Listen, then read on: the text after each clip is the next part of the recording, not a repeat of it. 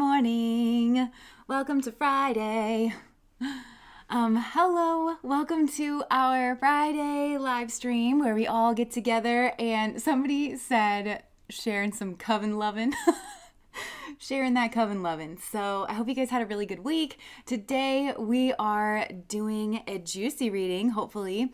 What are their thoughts about you? So with that being said, I'm just going to jump right into this message. And just so you know, Soul, my little boy cat, has been like kind of howling here the last like 10 minutes while we were getting ready. So he is a little boy cat. He's the sunshine. And I feel like this has to do with like sun energy, you know, your personhood, your ego, your self-expression, your work, something very visible or something to do with the masculine principle. That might be key for some of you, especially if you've chosen the first pile, but even like throughout the reading. So all right, we've got 3 piles here as usual. So the first pile is the unseen.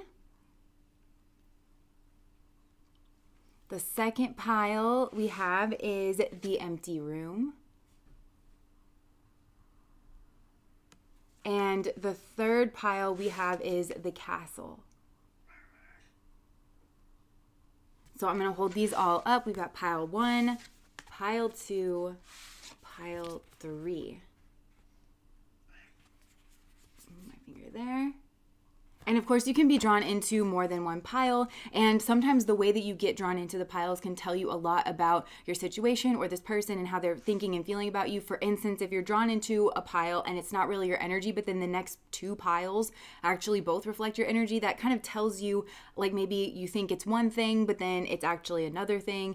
And it's more than you think is going on. But just kind of try to pay attention how your intuition is working you into the piles as well, because that can also be really, really pertinent information. Once we enter the tarot space and we're participating in a spiritual activity, then everything is fair game. Everything is on the table. It's all communicating to you all the time, just like in life. And I don't know why, but I'm called to just tell you that word gestalt, which means whole. Everything is whole. Everything is always expressing. So, all right, with that being said, let's go ahead and jump into pile number 1. Now, okay, I feel strange like in my energy, and I'm wondering if this does connect to pile number 1, because I feel like very alert. I feel really happy. I feel really like settled, but there is kind of just like a sadness or a calm or like being resolved or like resolute here about something or about a decision that has to be made. I do feel like there's quite a bit of sadness here from this person. And I'm wondering if this pile, it wasn't like a breakup or things just didn't really work out the way that they were supposed to. Yeah, little soul is chirping again. So maybe it like has to do with sun energy, or maybe it has to do with the masculine here in this situation, or there could be some kind of work ties, or even like fatherhood with the sun, some kind of gravity between the two of you. So I think all of these things were present in some way, shape, or form, or a lot of them, but it's almost like they got thrown into a blender. I'm hearing heart in a blender. Watch it spin round to a beautiful oblivion. Rendezvous, then I'm through with you. So it's like you were just scrambled around in each other's gravity. But then maybe you got kind of like flung out. But I'm hearing like, there's a lot unseen here with this person. So I get the sense that this person has not really shown you their true emotions here about this situation, but I feel like they're deep and I feel like they're sad, to be honest. Like maybe this person always feels like they have to be strong or they have to be like on, you know, whenever they're around you. I mean, we all feel like that to a certain degree, but I do feel like this person is hiding some kind of like deep emotions. I feel like they need to cry, to be honest, or maybe some of them have cried and it's meant to kind of just like release. You know, I don't know if you can see this like very well through the camera lens, but it's like it's releasing this kind of like greens and yellows, which, you know, they're kind of releasing something that needs to get out, something maybe that feels noxious or feels toxic. Like to them, they're actually releasing that. But I also think that I'm picturing kind of like tie-dye or like dreamscape in order to start anew or to start fresh or something. I do feel like this person kind of needs to cry because I'm just picturing them feeling like really puffy. Okay, so I'm hearing that Daughtry song, No Surprise. It's like, I practiced this for hours, gone round and round, and now it's like, I can't really do like the vibe, okay, because it's like such a powerful ballad kind of a song, and it's like a rocker song, you know, but it's like, I practiced this for hours, gone round and round, and I think that I got it all down.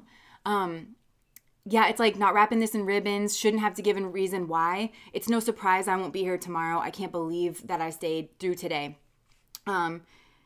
Yeah, you and I will be a tough act to follow, but in time I know we'll find that it's no surprise. And I'm like stumbling over my words through this. Like, it's weird because it's clear and it's like coherent within my mind, but then I'm struggling to kind of get it out, even though it's like there's clearly a lot of emotion here. And I feel like there's actually a lot of clarity in this person's emotions, but they're struggling to like get it out in a way that they feel like they would be understood, but they're pretty clear, they're pretty lucid, like within themselves. And I feel like that is somehow tainting this person's thoughts. So their thoughts about you are a lot clearer than what this person is expressing.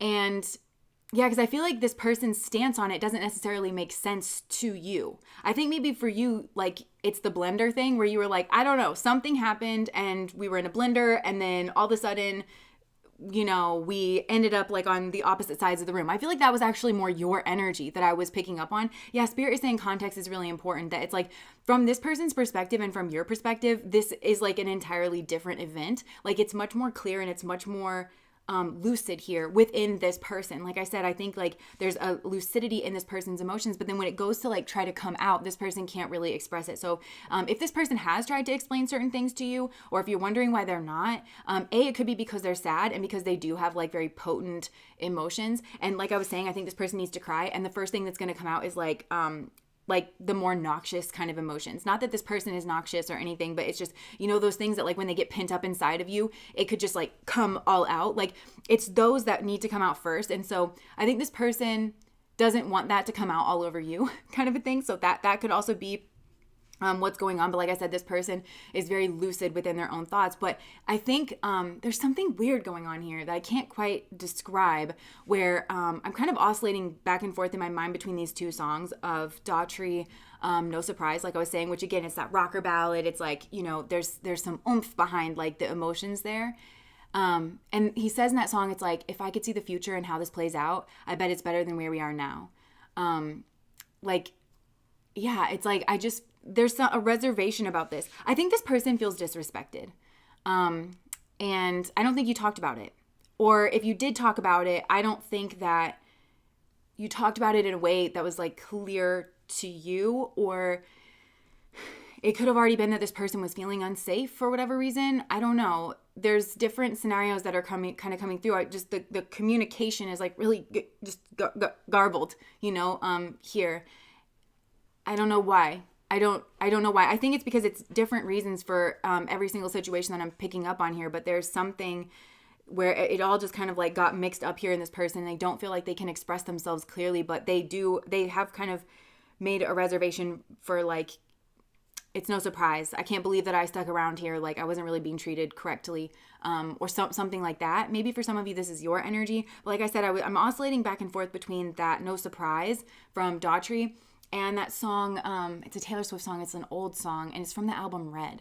And I'm hearing her voice in my mind right now, like with the new released version, where she was like, Red is a portrait of, you know, of a woman that was, you know, heartbroken, and the highs and the lows. And it was just like, that's the blender energy maybe I'm picking up on. So there could have been a lot going on in this person's life here at this time, or between both of you. It was just like a peak moment. There was a lot going on. You might want to listen to that, like where she's like, it was a portrait of a person who was confused and heartbroken and, you know, like everything. And I feel like that's how this person is. And I'm still struggling with my words. But there's a song on there that it's like, I bet you're sitting in your chair by the window and I wonder if you ever think about me. It's like the tone of that song is so much different than Daughtry. And I feel like the way these two songs go together is different depending on your situation. I didn't really do a good job of explaining that. I keep coming back to like my words and like a, you know, just like a garbled conversation, like, you know, like that. So I feel like if you tried to talk to this person about how they were thinking, because this feels like a breakup to me. In some way, shape, or form, this feels like a breakup. And if you tried to talk to them about it, it's like maybe it's been some time and this person wouldn't be able to put it into words, or they just can't put it into words. And it's so frustrating because, like I said, there's a sense of it's so clear within me, and I don't know, I'm still doing it. So I don't feel like this person's usually like that. They're like, I'm usually good with my words. I usually can get my words out. There's something blocking this, and I don't know what it is. I feel like I'm just kind of channeling this person now. There's something blocking this, and I don't know what it is. It's not necessarily that they don't trust you. It's just maybe they don't trust you, but they don't know what to make of the situation. They don't know how you feel. They don't know, so it's like maybe just, I don't know, this person was like, this is too much, and then like walked away, something like that. But I keep wanting to come back to like these two songs of, right, like No Surprise. You might want to listen to these because like I can't really fully describe the tones of these two songs and how different they are, but they're kind of still describing a similar thing of like No Surprise, like by Daughtry, again, that rocker ballad. But then it's called I Almost Do. That's the name of the song from Taylor Swift, I Almost Do. And she's reminiscing, and it's very sweet, peaceful sounding kind of a song. And it's like, I bet, and I bet you wonder about me. I bet sometimes you think about me. I bet, you wonder what it is I'm doing. And she talks about, like, she almost does. Like, I almost do. She dreams about, like, you coming around and asking her to start all over again or to give it another chance or something. And she almost wishes that would happen. I almost do. Thank you so much, Jackie. Jackie's like, this girl's having a struggle. And I almost do. So it's like kind of oscillating back and forth. But like I said, I think the way these two songs blend together is different depending on your situations. Because I think like if you were the person in this situation where it's like, you didn't do anything to disrespect this person, and maybe this person did something to disrespect you, maybe the energies are flipped here in this reading for you mostly, and you were the one that you felt disrespected and you had to make the decision to move away, then I feel like those two songs are blended where it's like, you're more the Daughtry, like, I know that I have to walk away from this. I don't really have a choice. And I'm proud of myself because I'm not taking the easy way out. But then you kind of think to yourself, like, I bet you still think about me sometimes. Or I hope you do. I hope you still wonder about me. And I kind of still almost wish that it could have worked out. But I do understand why I made the decisions I made, even though I know you would disagree with that assessment. Like, that's one way. But then there's another group here where it's like, if you were the person, you disrespected this person, and maybe you didn't own it. Because I think that would be a big factor here of whether or not you were able to own the disrespect. And that has like different layers. And it doesn't have to be like the worst thing. Like, we can just sometimes disrespect people and not mean to, or get it like confused. But if you were able, this is one of those things where it sounds like a single step, but it's actually not. Being able to own your disrespect. You have to see clearly what it is that you did wrong. You have to have enough empathy to understand how it affected another person. You have to care enough about that person's well-being and mental state to address it and to make sure that they're not grappling with whatever was going on by themselves and alone. And also just to make sure that they understand that you care about them, and maybe even try to remedy or rectify the situation and try to like renew your relationship. And now that I'm talking about that, it's coming through very clear. It's coming, there's a little bit of this behind this person. You know what I'm saying? There's a little bit of that, like, and you know what you did, okay? But this person is like not that way. I feel like this person is just not that way and you know what you did, They don't usually come off that way, but that's how they're feeling on the inside, especially if you did not own the ways in which you disrespected or hurt or harmed this person. And I'm not trying to blame you for the disrespect. And I feel like this person's coming across as very secure and very mature, because like, even when I'm getting in this, it's like, I'm not expecting you to like bludgeon yourself, or just, fall on the ground and be like, I'm the worst person ever. Like, this person is not expecting you to do that, but they are expecting you, I'm hearing, to just be grown, to approach me grown, and to demonstrate a certain level of accountability. Like, basic. This person feels like they're asking for basic things, and that there were basic things missing in your relationship. This feels to me like somebody here, whether it was you or this other person, you had to walk away because the fundamentals were missing.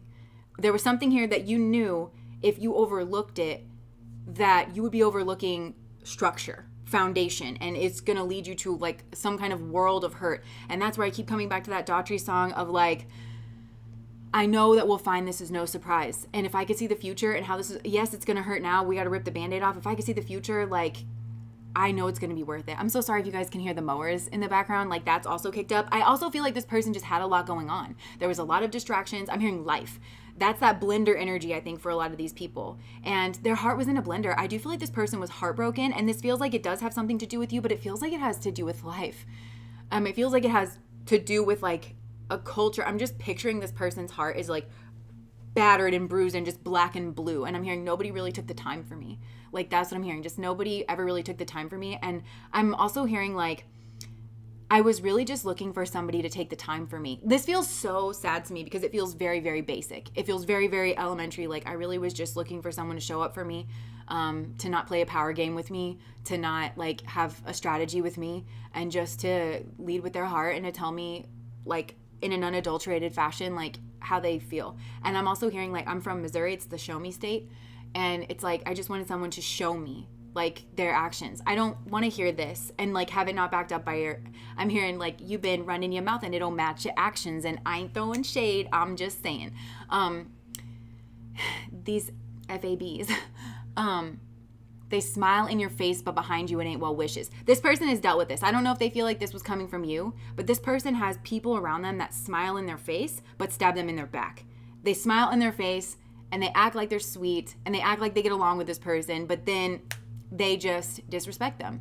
The big rocks, you know, that's where it gets lost in the sauce here with this person. And I think for this person has really, this is sad because I feel like this person, I think they were abused. Especially like just emotionally, because I'm just getting that like this person I think was a doormat for a long time, and they're learning how not to be a people pleaser, and they really don't know how to set boundaries, but they're trying, and they don't like that they're disrespected. And I think this person may have even grown up. I'm hearing like I was taught that men would protect me or that men were strong, and like they're just like laughing. Not because men are horrible, but because men are human, and like it's not okay to put them up on a pedestal. And I think all of this just equated to like rugs getting pulled out from under people, and they thought that other people had their best interests at heart. But I think this person had to learn the hard way, and I think that this person feels like they sold themselves out. So in a way, it's like, yes, I'm responding to you and to your actions, but I'm also responding to me. I'm also making sure that I'm taken care of. And I'm trying to step up to the plate of my own life. And if you don't want to play ball, then you've got to go. Like, it's this person's cleaning house. That's what it feels like. I'm sorry if this is really hard to hear. I feel like this is in part why this person hasn't, this person needs to cry. Like, they really need to cry. I'm just picturing like just puffy eyes. So I'm getting an image of a person who, you know, does the thing in public. You know, you probably could never tell that anything is wrong with this person, and they go home and they cry themselves asleep. Or, you know, they're just like sad in front of it. I'm just picturing somebody watching like rom-coms and just being like, I just wish it was real, you know, like, or watching movies about like a happy family or something and just like, I wish it was real. Thank you so much, Essie, for the 279. Yeah, so this person is just deeply sad and deeply depressed, because I'm picturing somebody like when they walk in the front door and they're just like, ugh. So this person's thoughts are in a blender around this situation. The emotions are clear. I think the emotions for this person are telling themselves that they cannot accept what they've been accepting. Something needs to change. This person could even be planning a move. They could be planning a job move. They could be planning a career move, something like this. This person knows that they need to like uproot themselves in some way, because where they're at, there's just too much disrespect. I'm also hearing this person say like, I've just kind of taught people how they couldn't teach me. That's soul again, like that sun energy. Of like my personhood, my career, my philosophies, my selfhood. Like it's just gonna get choked out if I stay here. I'm just picturing like a bunch of weeds around like a flower and just like choking it out. This person sort of is like understanding that, and so they're gearing up to make some kind of major shift and major change in their life, because I think this person wants to start over and they want to start fresh. And this person, again, it's like, I can't believe I stayed this long. I can't believe I was in this energy for so long. And they're just mostly, their thoughts around the situation has a lot to do with themselves and the person that they are when they're getting treated in a certain way, or when they're around a certain group of people, or when they go after a certain type of guy or a certain type of girl, the way that they feel. And I think I just keep hearing like I had to learn the hard way, and I didn't understand how fragile I really was. So this person also may take a long time to just like be in a hermit mode, to be single, to make repair with themselves. I'm feeling, again, I'm starting to talk weird. I feel like this person's trying to deal in the heart space. They're trying to like turn within and be like, I'm so sorry I left you wide open for all that. I'm so sorry that I trusted people I shouldn't have, or I'm not saying this happened to you, because there seems like there's you and there's a situation here, and then there's a bunch of shit just like going on here around this person, and it's all like really connected to their own heart space. So their thoughts around you is that they wish things could have been different. You and I will be a tough act to follow. I know in time we're going to find, this is no surprise, I know we're going to find that this is the right decision, because this just cannot keep going on here. could be something to do with health. I've been stabbed in the back so many times. Yeah. Tower, solid foundation, success with effort, and then flute. Okay. And then stork. Okay. Look, caterpillar energy is on the bottom. And it says, things will not always be this way. A change is coming. This person understands that, but I'm hearing I've got to play ball. There's a lot of like playing ball, like step up to the plate. I've got to step up to the plate of my own life. A change is coming, and I have to make sure that I'm on that train when it goes. Like, I think this person feels like they gave a lot. I think they feel like this was not a sudden decision. It wasn't a tower moment, because the tower card came out. It's not a tower moment. The tower is fully built.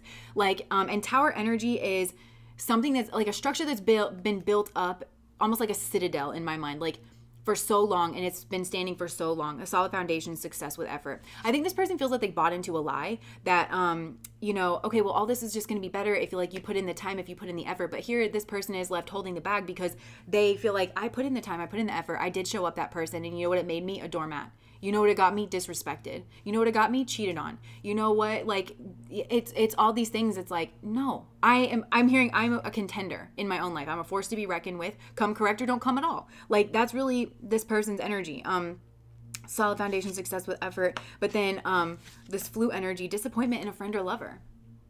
Just, I thought we could have had success here with success and effort, but guess what? That doesn't work when only one person puts in the effort. And when the other person wants to, I don't know, I'm hearing be a thespian, like just put on a performance. I'm not trying to put on a performance over here. I'm trying to do the damn thing. And I'm realizing that I got to have somebody who can do the damn thing as well.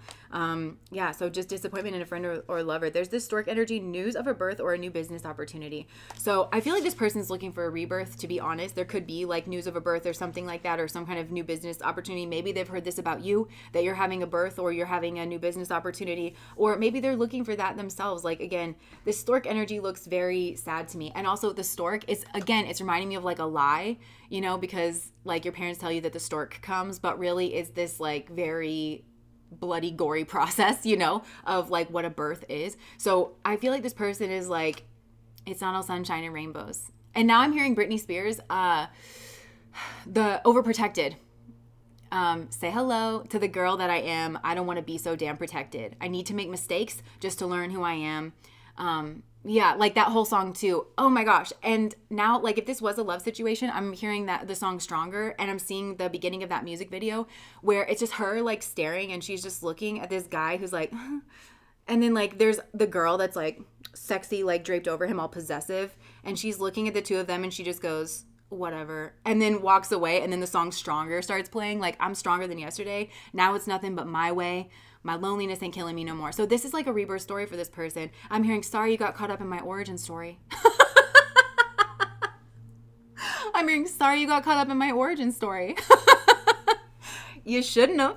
Like, this person is also very sassy. But they really have a good heart, and they're always trying to be so kind to people. And I feel like this side of them, this bite energy, doesn't come out, except for they turn it in on themselves is what I'm hearing.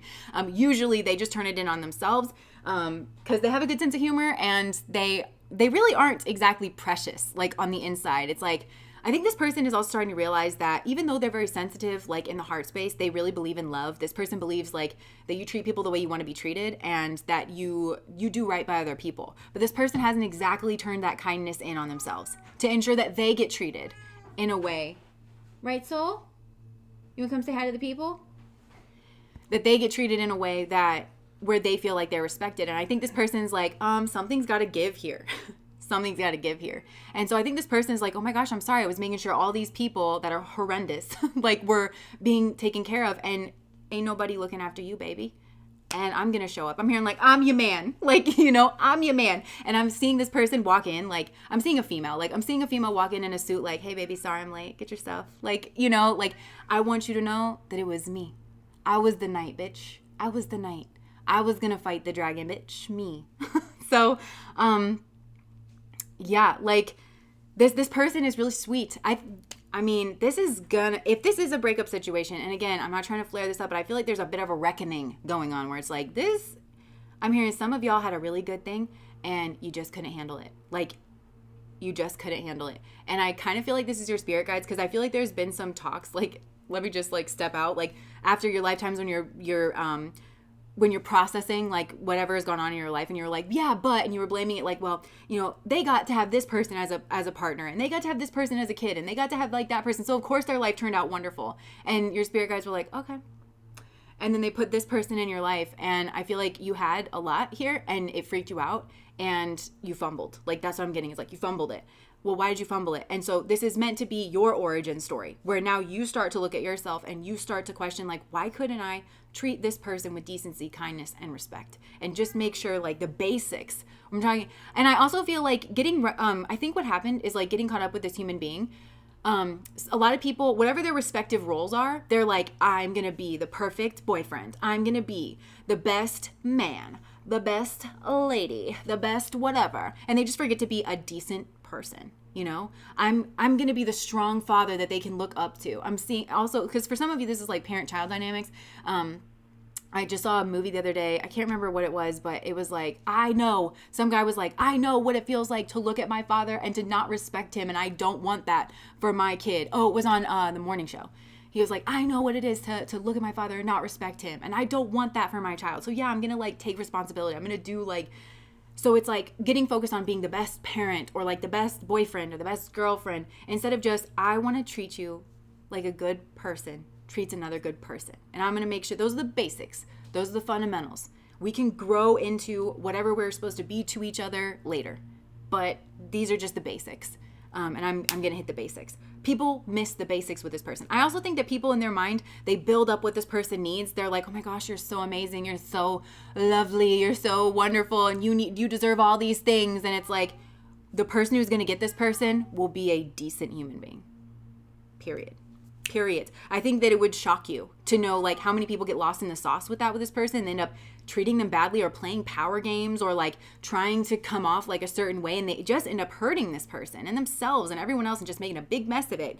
I'm picturing like a toddler in a suit with like the sleeves like just hanging over the side, you know. I think the person is just the person who can step to this person clear-minded and not lose sight of the fact that we're all just humans being humans together. So, and again with the mower, this is like, it feels louder. A lot of times there's mowing going on, but it feels louder to me. So I just feel like there's a lot of confusion. There's a lot going on like in the background here that is really catching this person's mind and attention. I'm hearing, I just don't have the bandwidth. Like, I just don't have the bandwidth to deal with all of this right now. So this is kind of like when people have to ration things out, you know, and I'm really struggling. Sorry.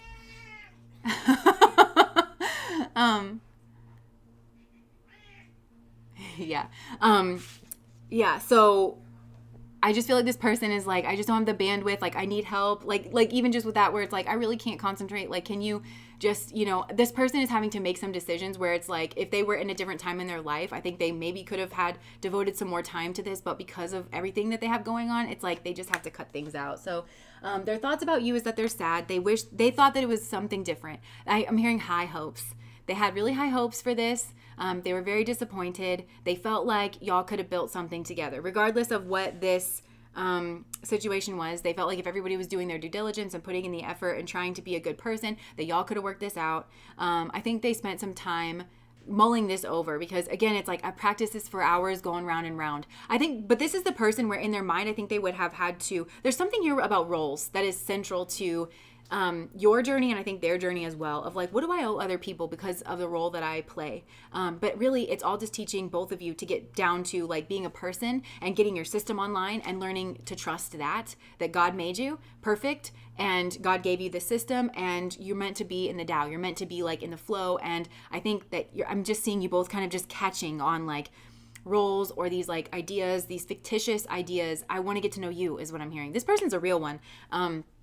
And yeah, they want to get to know you. But this person, I practiced this for hours going round and round. Like, this was not an easy decision for this person to make. But I think it comes back, like, this person thinks a lot about themselves and like the consequences of their actions, you know, trying to make sure that they're not doing wrong by other people. And also like, how is the best way that I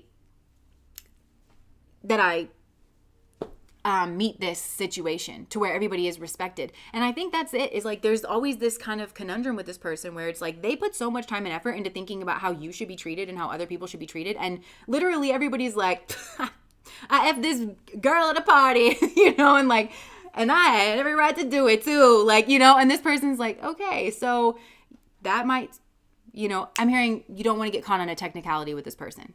You don't want to lead with a technicality. Technically, this person's going to be like, technically, you can leave my presence. Okay, so. Nice. Okay, let me just see. I'm going to get some messages from this person. Ooh, with that technicality stuff, I literally just heard a parent being like, well, technically, like I did everything that I was supposed to do. And it's like, oof, if you're leaning on a technicality, I can tell you right now, baby, you didn't do everything you were needing to do. Managing relationships by technicalities is like the cheapest way to do it. So like, I don't know. There's something here where this is supposed to be a spiritual lessons. Hey. All right. So let's just get some messages here from this person. Their thoughts are very clear, but they're struggling to express this. Okay. Oh, whoa. Oh, interesting. Okay. I think you are hot, but it's turned over upside down. Wow. There's just, that's weird that it's turned upside down. So it's like, well, I thought you were hot, but then, and look, I want to be more than friends. It says, okay, the three that are upside down, it's, I am ready. I think you're hot. And I've been thinking about you a lot, but then all these got like turned on their head. I feel like something happened here in this situation. It like flipped a switch for this person. And they were like, whoa. I'm hearing like within themselves, like, I need to start over. I need to reevaluate. Like something's not right here. Something clicked in for this person in regards to this situation where it's like they were feeling it. And then, okay. And then I think this is your energy. Like my intentions can be selfish at times. So I think there was something to do with selfishness here. And it made them sad. They were like, oh, there's like just this theme of like, I was really hopeful. I was really thinking that this could have been something.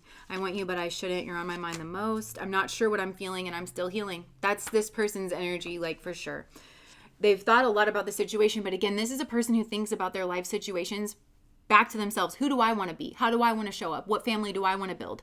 How do I want to be treated? How, like they're very reflective. I want you, but I shouldn't. So then it's like, I think there's an attraction here, but then they're like, oh, but you're just going to hurt me or something like that. Like everybody else. I just heard like everybody else. I've seen something here and it makes me sad, but I do need to take the steps that I need to take to protect myself. I'm not sure what I'm feeling and I'm still healing. Yeah. This person is just still healing. Look, I'm not the same person came out. Definitely not. I feel like this person, yeah, I'm hearing like, I'm not that scared little girl anymore. Again, I'm seeing Britney Spears in my mind, like the song Overprotected. No, I'm not yet a girl, or I'm not a girl, not yet a woman. It's like, this person is the caterpillar. They're in transition and they don't want to be the same person that they were. And so I think this person too, like if some time has gone by, then they're kind of thinking that you don't understand them. You wouldn't understand the person that they are today.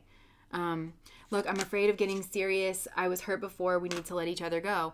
But this feels like they were hurt before with you specifically. I think this person was hurt like in this. And I want to go back to the beginning of the reading where it's like, I just don't know that it was owned up to. And if it was owned up to, I don't think it was in a way of like, there might have, hold on. I get scared for being honest with you. I think this is your energy. Hold on here. Our connection is complicated. There are a lot of issues out of our control. I think you both had a lot going on here. Like I said, I feel like this person feels like they were disrespected and it wasn't owned up to at all, or it wasn't owned up to in a way that made them feel comfortable. Like if they had to kind of pull it out of you, or, if they had to really walk you through like just people treating other people well, then this person is going to be like, hey, I accept your apology, but like respectfully, I'm moving away. I'm distancing myself from this. I hope you feel like you've gotten closure, but this chapter well and truly is closed. And I think, I don't know, you might have been like, we said we were sorry. Like, I don't know why I can't call you on a Wednesday. But that's really why I think that's the crux of it, is this person was disrespected and it wasn't addressed. It either wasn't addressed at all, or there was no accountability taken. And I feel like you are scared of being honest with this person. I don't want to let you go. I miss being with you. You are scared that I think it's this accountability piece. Because this is a person, and maybe this is what I meant to help you understand. This is a person who is not going to throw it back in your face that you messed up one time or a couple of times, or you had an unconscious pattern that you were unaware of. This is not that human being. This person just wants to see that somebody is honest and that they're respecting them enough to come clean, to give them their choice, to apologize, to make it right, whatever. That's what they're looking for. They're looking for, honestly, healthy relationship hygiene. That's what they're looking for. You don't have to be a perfect person, but you do need to have healthy relationship hygiene so that we can build this into the long term. And I think that could be where you're getting it twisted, especially because people tend to look at this person and think they have all their shit together and that they just deserve the best. And the best, you have to make sure in your mind, doesn't translate to perfect. I'm a perfectly realized human being and I never make any mistakes. That's not why this person is great, and it's not how they would expect you to be great. But this is a person who takes accountability when they mess up. And that's all they're looking for. I feel like it's weird because like this person's like is basic. What I want is basic, but everybody like inflates it in their mind to this like big grandiose thing. So you're scared, to be honest. And I think there might be a lot of complications. There certainly is on this person's side. And I think that there is on your side as well. Oh my gosh, with you, it's like you never expected to fall in love with this person so quickly. I love you today, tomorrow, and always. I was just a fool for not admitting it earlier. I think that's how you're going to end up feeling if you don't want to make this right. It's like, why couldn't I just give this person? They weren't asking for a Herculean effort. They really were not. And you love this person. You are the one and only. This is a karmic connection, and you're moving through the patterns. Now, I don't feel like you're karmics. I feel like this is a soulmate connection. You each have karma. You each have obstacles and blockages that you're trying to work through. And yours is taking accountability. This person's may have to do with communicating something vulnerable, because I was just like talking like this, and I feel like that might surprise you because this person does okay talking. I like felt frustrated. I'm like, what is this? Like, why do I feel so weird? This person, hold on. I fear you will never forgive me. That's your energy coming through. It's like you are sad too. I feel like there's a lot mirrored in this connection. I'm supposed to tell you to keep that in mind. You're meant to keep that in mind when you're going into these tarot readings, because you might both feel the same pile towards each other. So when you go into a pile and you're like, this is my energy, then it still could be this other person's energy, because I think there's a lot mirrored. It's just like it's going through a prism or like a funhouse mirror. So it's like they feel the same way and then you feel the same way. And I'm hearing like, can we just get on the same page? And there needs to be a conversation here, but this person will not have a conversation with you, truly have a conversation with you until you have accountability. So if you did something messed up and then you notice that the communication got weird with this person and you never knew how to get around it, how you get around it is by taking accountability and just coming up to this person and saying like, I did X, Y, Z. I'm so sorry. I know it hurt you this way, and I'm giving you your full choice. Like, I want you to know that like, I want to fix this. What do you want? And like being brave. So that's another aspect of the karma here, is like being brave. I think on both sides, because this person, but you're afraid of hurting this person. Hold on. You're afraid of hurting this person. And you hurt yourself. You feel like you hurt yourself and you think this person's better off without you. Okay. So don't get in. I just feel like I'm supposed to help you. Like, that's why this is happening in tarot, because this card, the unseen, it has a lot to do with like clairvoyant guidance. Feel like I'm supposed to, don't get into this like defeatist mindset about all of this. Like, oh, well, you're better off without me, because I think you're comparing yourself and you're thinking, I'm a piece of shit compared to pile number one and I can't do it. And I don't want to be like a toddler, I think maybe that triggered you when I said like you're like a toddler in the suit. I don't want to be like that compared to pile number one. I want to step to them correct. Well, how do you think people get there? It's like you have to show up where you are, and then you have to kind of like move through it. So you understand this is your karma. You meeting this obstacle is you working through your spiritual lesson. But the spiritual lesson isn't, oh, I'm just completely messed up. That's that fixed mindset. Fixed mindset versus the process-oriented mindset. Your fixed mindset is just like, well, I'm this way and I'll forever be this way. So I need to take accountability for the fact that I'm this way and I'm probably going to hurt you and I'm going to move away. No, have a process-oriented mindset. Meet it and understand that you are afraid you're going to hurt this person. I feel like this is all stuff you should be saying to this human being. I love you. I like you. I'm scared that I'm going to hurt you, because you know what? I am not all sunshine and roses, sister. Okay, I got this, I got that, but I love you for reasons I don't understand. And I want to bring myself to the table. Please teach me how to do this. And that's actually good leadership as well. Like, I know especially some men, like some masculine energies, they just think that being masculine and being a leader and being strong is like always knowing the right answer. It's like the great man theory of history, when instead that's actually leadership. When you're like, I when you can admit your faults and you can admit your shortcomings. That's actually a quality and a trait of a good leader, is somebody, you are actually leading in the relationship. I'm going to set this tone where we have honesty and openness between the two of us. That's me. I'm setting this tone. You need to own that, like bring that to the table. That's a new thing for you, I'm hearing. That would be a new thing for you. That would be a new little leaf. And it shows your courage and all of that. Like, and this is you actually being stronger.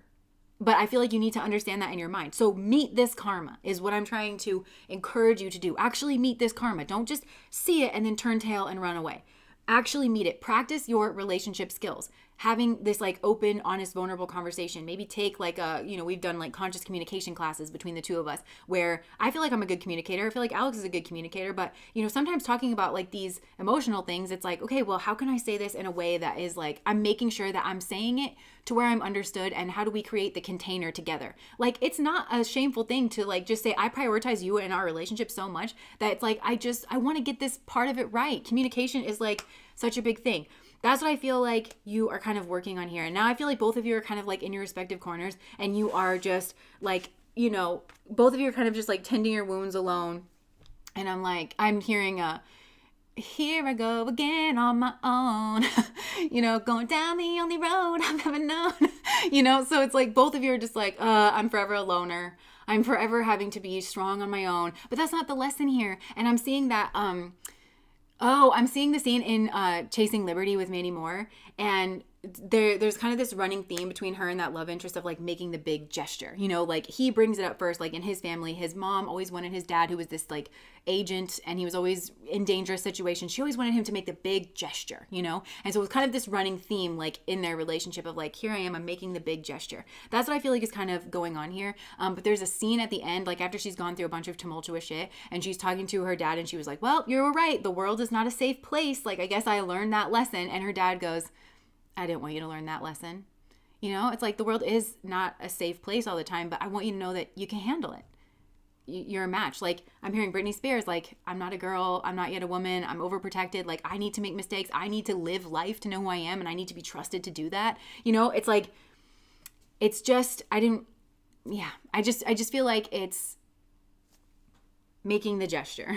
And this is your karma, and it doesn't mean this is a karmic. I really don't feel it. I feel like actually the two of you are soulmates, and that you both care enough about each other that you can actually, this sounds weird, you can leverage the love that you have for each other and that you've built over lifetimes in order to actually work through specific karmic lessons. That's what I feel like is going on. And it's not meant for you to turn tail and run and just to be like, oh, I give up. Because that's, again, I just want to bring it back for you. That's that fixed oriented mindset. And if you fix a fixed oriented mindset and you have a more process oriented view, studies show that that's going to give you a lot of results in more life arenas than just your relationship arena.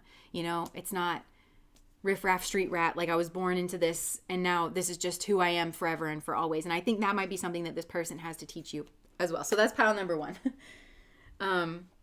Okay, well, yeah, there's so much mirrored. Just being near you is intoxicating. Look, that's actually the energy between the two of you. I feel you leaving me behind. You came closer than anyone. I kind of feel like that's your energy.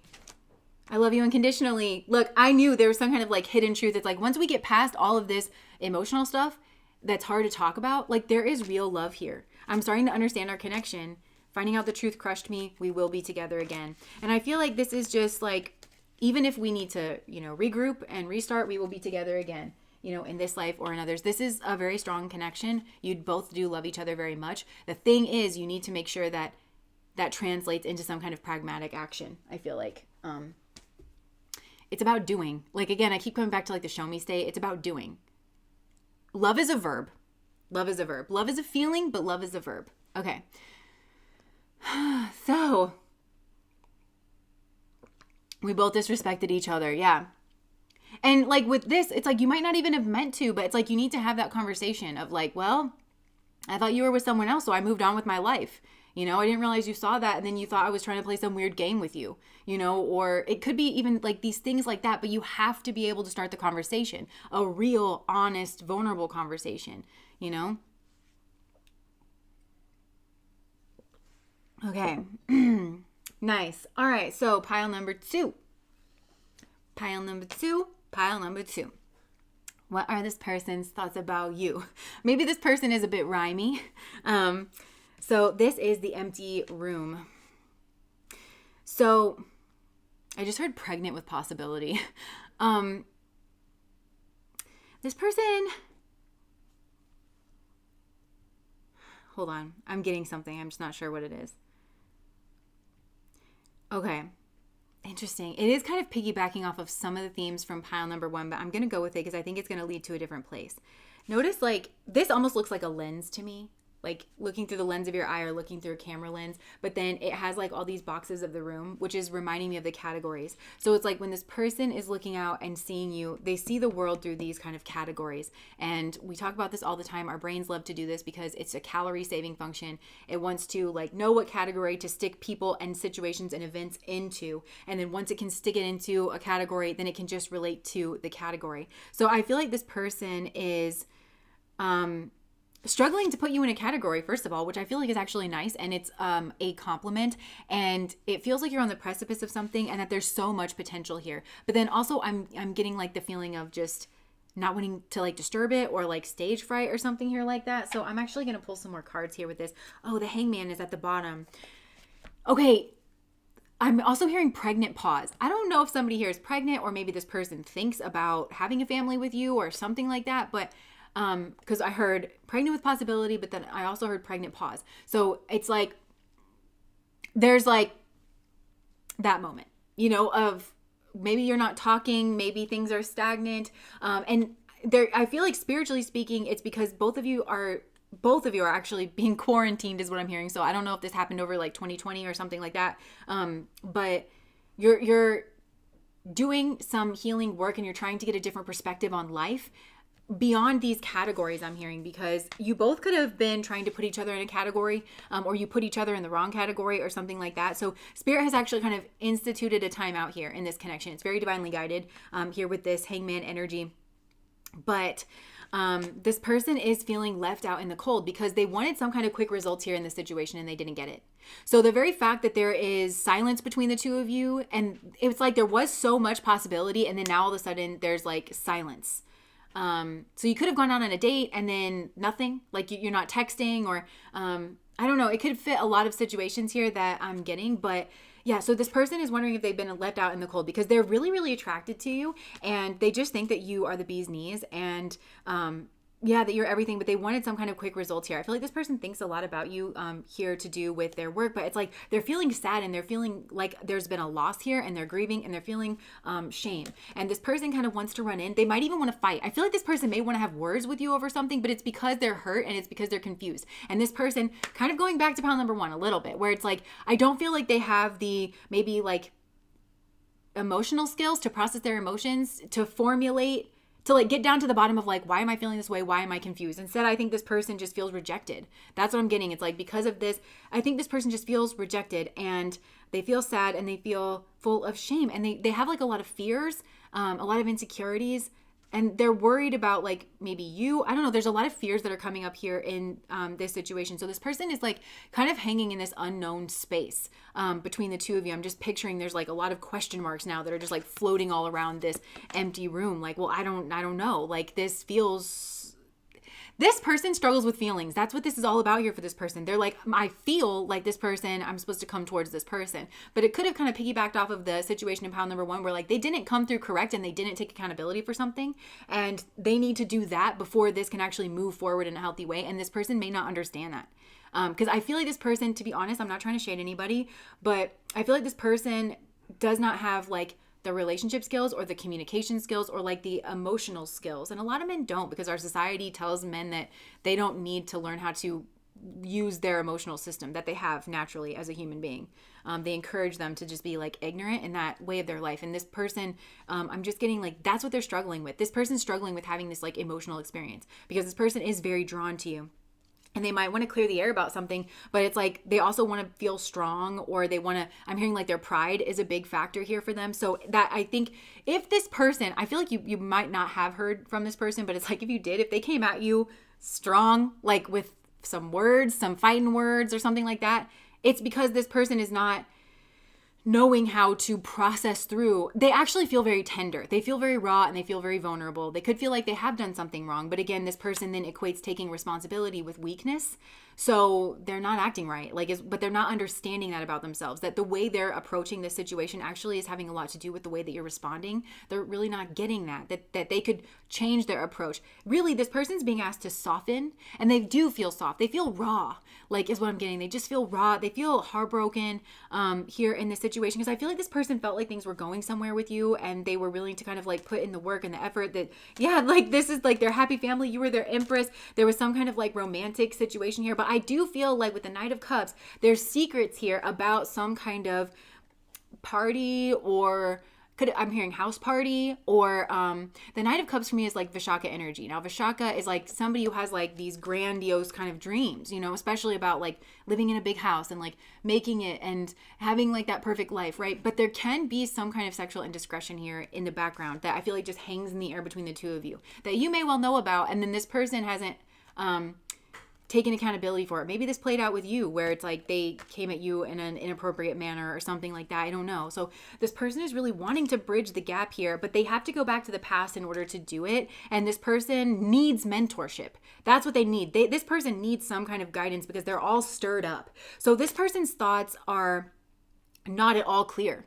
And they kind of stop them before they this person's thoughts get them riled up in their mind, because it's weird. There's there's a heart thing and then there's a mind thing. And this person's heart space is clear. They love you. They know that you're a good person. They know that you are their family. They know that you are their empress. They know that they could have something real and long term with you. But then the mind starts going, and look, this is the lens that they're looking out here on the situation, right? And I talk about this a lot, I used to in my readings, where it's when you think about the process of being human, your eyes are on the front of your head. And before mirrors were invented, or unless you were standing in front of a pond or something, you never really see yourself in your vision. You see out and you see what's going on in the world. And I think that person, this is going on a psychological level for this person, where they see all these events unfolding. They see your behaviors and your actions, and they maybe are picking up on there's some kind of threat or some kind of competition or argument, or there is some kind of blockage here. This person, I think, wants to fight, and they do want to compete or something like that, but then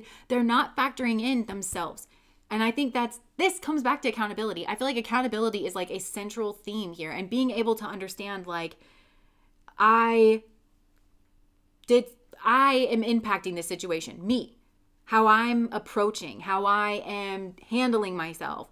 That is affecting this situation. It's causing there to be a blockage. And I don't think this person fully appreciates that they put you in this situation where you felt like you couldn't proceed with this person. They really are not understanding that. And I think they put you in a position where you had a difficult decision to make. And it might come back to the respect thing of okay, well, yeah, you might be feeling this too, because there's definitely a heart-centered connection here between the two of you. But then both of your minds have to come in and be I think for you, it's well, unless you take accountability, I'm really unsafe here in this situation. And then this person's well, I'm heartbroken because they're not accepting my advances, or there's silence between the two of us, and I don't want there to be, and I don't know how to fix this, but also maintain my pride or something. I don't know. And so I think this has contributed to this atmosphere where it's defensive. This person feels defensive, that their thoughts are they want to compete for you. They feel like they're your person. They feel like they should be with you, and they feel like there's a lot of competition, and that you're not seeing this situation clearly. You're not understanding that this person is the one for you, or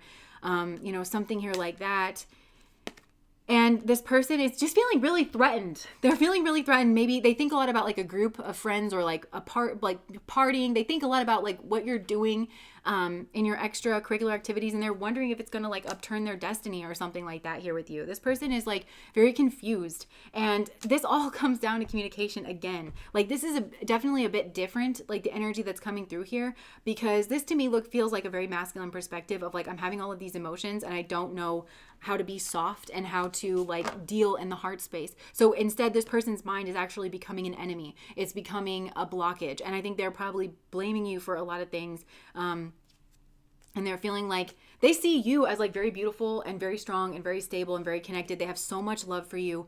And they feel like they could have everything with you, but then it's they just feel judged, and then they feel put at a distance, and they feel maybe you've cut them off. And then you have all these people who are looking after you or wanting you, and then this person just feels like they don't know what to do. This person just feels hopeless and helpless. And I'm hearing that song by Michael Jackson, Helpless and Hopeless. It's how you make me feel. When I'm with you, I'm at a loss for words and nothing is for real. It's such a soft, sweet, tender song, but then this person just gets really defensive. So this person's thought space is just very defensive and it's very cluttered, and they're thinking about all these variables in the situation. And what they're not thinking about and processing well is their emotions, you know? Because they think about like the variables in the situation. They think about like other people that they feel threatened by, or other people that you might be hanging out with that could potentially get you to like move away from them or meet somebody else, or I don't know, something like that. They're just, this person is catastrophizing in their brain. Mental health is a big thing here for this person. So they're wondering if a cycle has been closed with you. The machismo. Yeah, the machismo is getting in the way. Yeah, so let me just see here. Like, they feel like you're their Two of Cups, but that it's just been put on pause, or that you're not seeing it. Or, they want to build, but they feel like it's been turned on its head. This person also might be focusing quite a bit. Oh my gosh. I feel like this could involve a work situation, a group of people. And so even though this person has all these emotions for you, they feel like they have to walk away from it for now, just because they're upset. They're so upset and they don't understand. But also in this person's system, they're moving away from the emotions and they're just like focused on their minds, because their emotions would lead them to be soft with you and lead them to make amends with you, but their mind is what's going to keep them distant from you. And so I feel like they're torn. And now I'm hearing Natalie Imbruglia, I'm torn. This person is sad and they're heartbroken, but they just don't know how to like kind of get over this. And they feel maybe betrayed here in the situation. Maybe they betrayed you though, is what I'm getting, because there's like this blame thing that's going on here, but there's also a lot of confusion. And I just feel like maybe this is a group where you hurt each other and you weren't meaning to. But I do feel like somebody like disrespected or hurt somebody else first, and then the other person was just like, okay then, and then like went to move on, and then that person felt hurt or betrayed by like that person moving on, probably because y'all hadn't talked about it, and probably because I just feel like there's like, you should know, like this pregnant pause, this like, we both know that we could be something, right? It's like, yeah, I did think that, but then you hurt me in some way. Like, you didn't take accountability. It all comes back down to that. Like,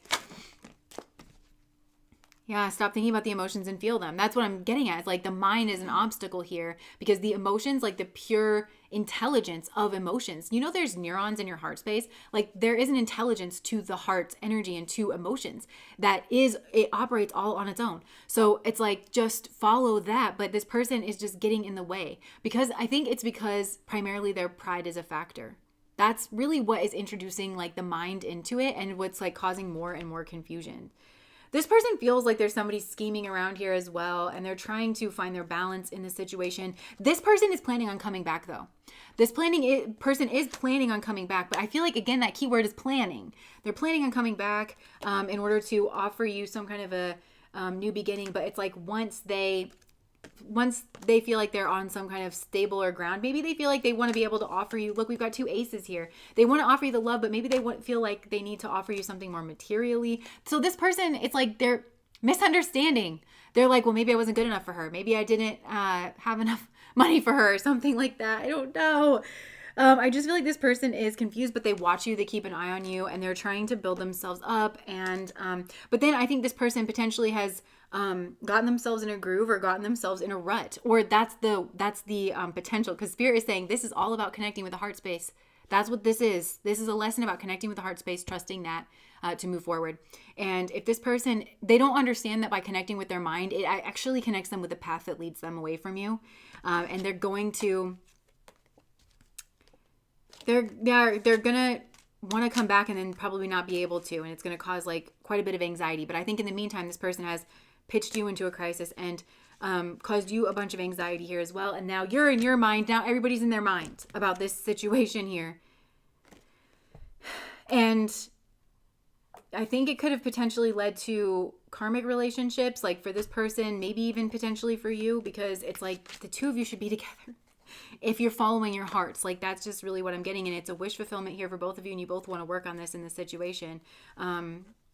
But the blockage here is somebody is trying to be sexually strategic in this situation. And that could be maneuvering around a secret sexual relationship that was going on instead of, again, dealing with it head on. And that could be, I'm kind of getting like drawn back to pile number 1, where they were like, I'm afraid I'm going to hurt you. Like if I tell you that I was like having a secret relationship with somebody else, or like I'm scared that that's going to like just end things.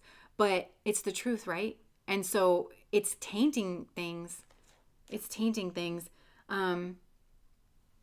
And there's a neediness. This person, it's creating this like emotional neediness within this person as well. And they think about that. They think about their emotional dependence. I think this person feels crazy. Like they tell themselves that they're crazy and that they're emotionally dependent on you.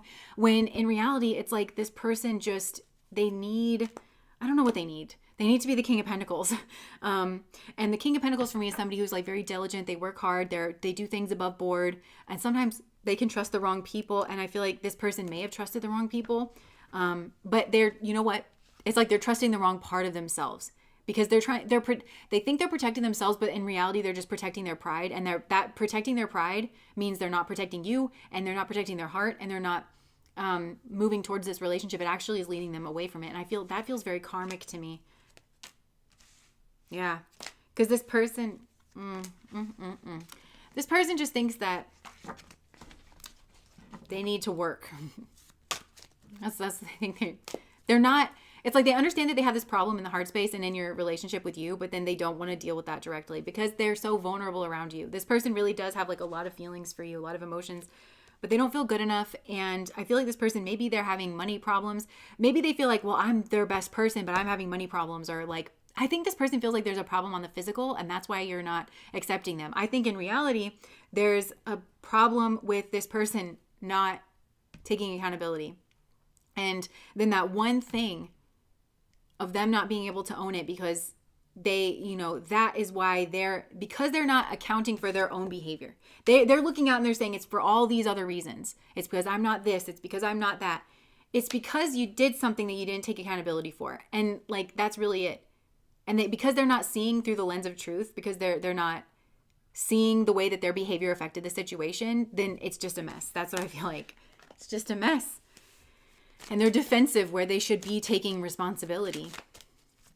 And I'm hearing it's going to end anyway. If this person can't like take accountability, so it's like they feel like it's a risk to like come clean about something.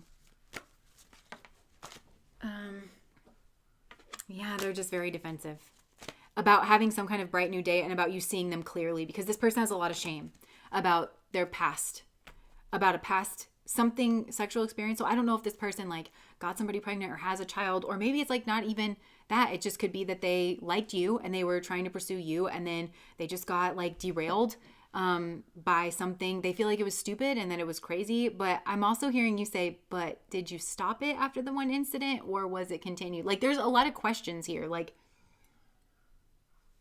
because that matters, that matters. Just thinks. Yeah.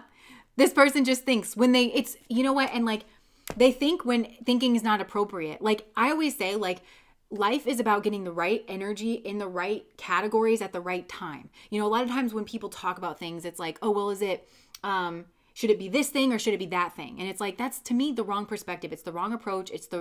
You're never going to find your way out of the maze if you think like that. It's like, okay, this energy exists in life, and it's best used when it's in this category for these reasons. But once it starts to tip over into like this category, that's actually not the best system to use. And I need to put it down, and I need to, pick up this other tool. And that's what this person doesn't understand, is like they're supposed to be going to the heart space, but they're too scared to. They feel this person's not comfortable with vulnerability and with like emotions. And so that's when the mind energy is just like really coming in here for this person. And they're trying to like magician their way out of this. They could be literally casting spells or trying to like manifest out of this, or this person could just be like, I don't know, trying to manipulate in a different way where they're trying to like perform for you.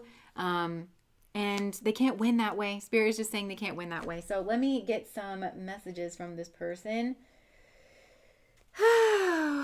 This person is overwhelmed by their stuff. Oh, interesting. Like, really, at the end of the day, like, what are this person's thoughts about you? This person, ironically, They think a lot, okay? But their thoughts are all jumbled. Their brain is not helping them. Their mind, you know the quote that says the mind is a powerful tool, the mind is a bad master, but a powerful tool or something like that, you know? You don't want the mind running the show. But with this person, they feel so raw and so cut down to the wire in regards to their emotions for you that they just feel like they have to lean on the mind. And that's the most surefire, reliable way. So they think themselves to death. And it's just, they think a lot about, in reality, they think so much about the situation, but I don't think they think much about you. And I think that would surprise them because I think they would think, oh, I only think about pile number 2. But they're not really thinking about their actions and how it affected you. I think they catastrophize. They're not thinking about you in the moment. They like project out like, oh no, because they're going to think this or they're going to think that. And it's like, I'm hearing, be a man and just step to a person as a man and say, this is who I am. This is what I've done. I'm willing. Like, I hope that you can also see in me a person who's willing to take, again, accountability and responsibility. I'm willing to start over. I'm so sorry. I understand. Like, this is what I mean by thinking about you and thinking about how their actions affected you. I understand that it probably affected you in this, and this way. I don't want that to happen again because I'm a person who cares about you deeply. And yeah, it freaked me out and I didn't handle it well, you know, but I'm trying to move in this direction. You know, it's like this person struggles with that. Yeah, the universe is fighting for our souls to be together. So I think this person is trying to, okay, that was the Wheel of Fortune. I couldn't understand why the Wheel of Fortune was coming up. This person is like, I feel empty without you. I think this person is like, I feel so much for this person that the universe will just bring us back together. And the universe is like, ugh, like you got yourself into this situation. You need to get yourself out of this situation because that is going to produce the you that can be with this person. You do need to change. Right now, you're not a match for this person. That is true. But it's not for you to sit and wallow in your pity party. It's for you to then see within you and then take the steps and come to this person correct. And that is the version of you that can actually have a relationship with this person. None of this, I'm hearing like, none of this was planned, but none of this was an accident. Like the way that this is kind of unfolded because this particular soul needs to work out these particular things within themselves. They don't understand alchemy. They don't understand that is... They don't need to be casting spells or manifesting or praying for the universe to bring the two of you together. That is hocus pocus in this scenario. It's worthless. This person needs to change themselves. This person needs to take an honest accounting of themselves. They need to be pragmatic. They need to actually, they themselves need to be taking the steps to fix this situation on the physical. And they kind of need to just put themselves out there. This is a familial relationship. Yeah.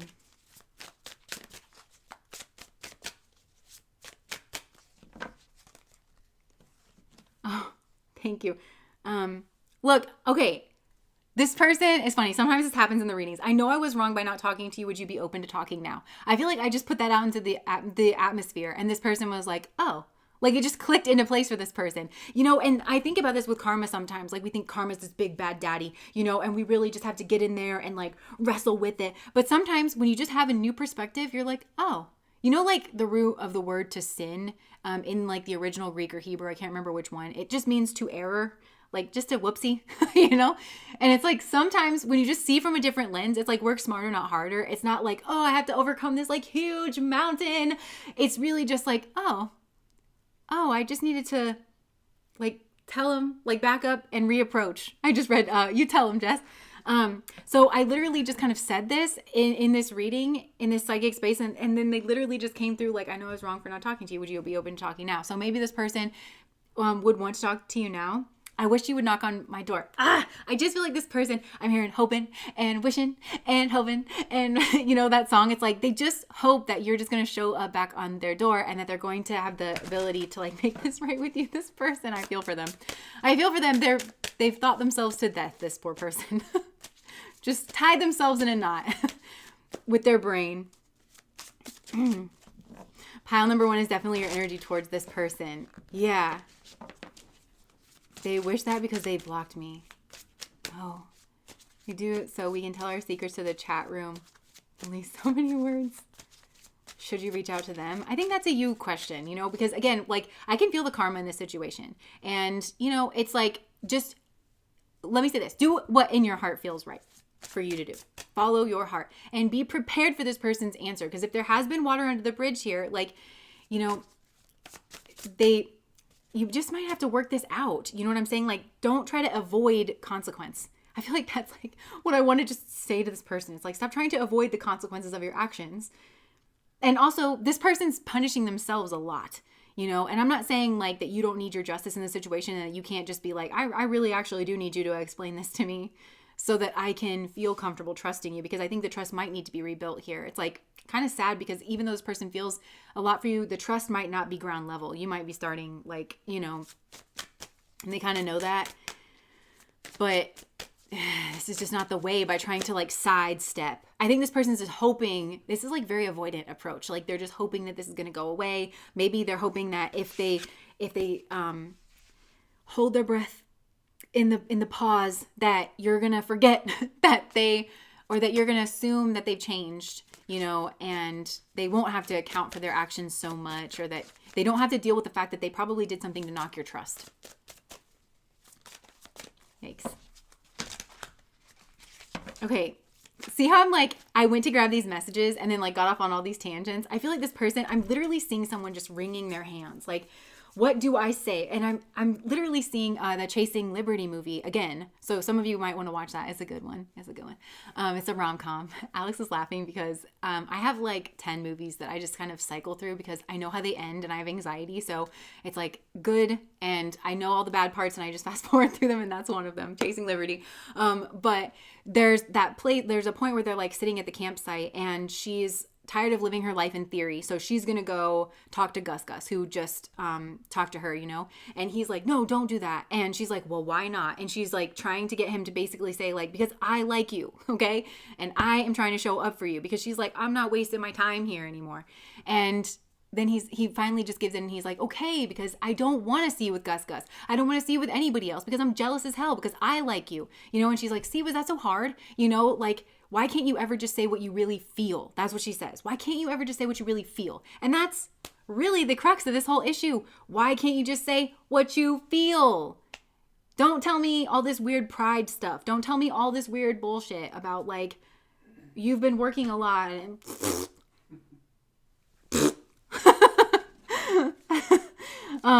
because so like literally all this started because I was like trying to get the messages, and then I saw this person just like wringing their hands like, I don't know, do I tell him?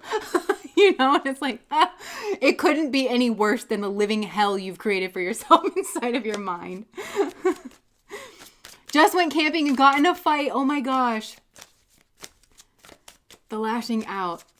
This person, I think when it comes out, it's just going to come out like, just like, you know, and then they're going to feel so much better, honestly. Like, regardless of what your answer is, I feel like this person just needs that for themselves. Okay, can we get some messages, please? File number 2's person. I didn't read the card that I saw, but I saw the word thinking. And again, this is a reading about thinking, and this person just thinks themselves to death. Look, I'm secretly obsessed with you. It's like all this person does is think about you and think about the situation. But I do just want to keep reminding you that like this person, in reality, they think very little about you, the actual you.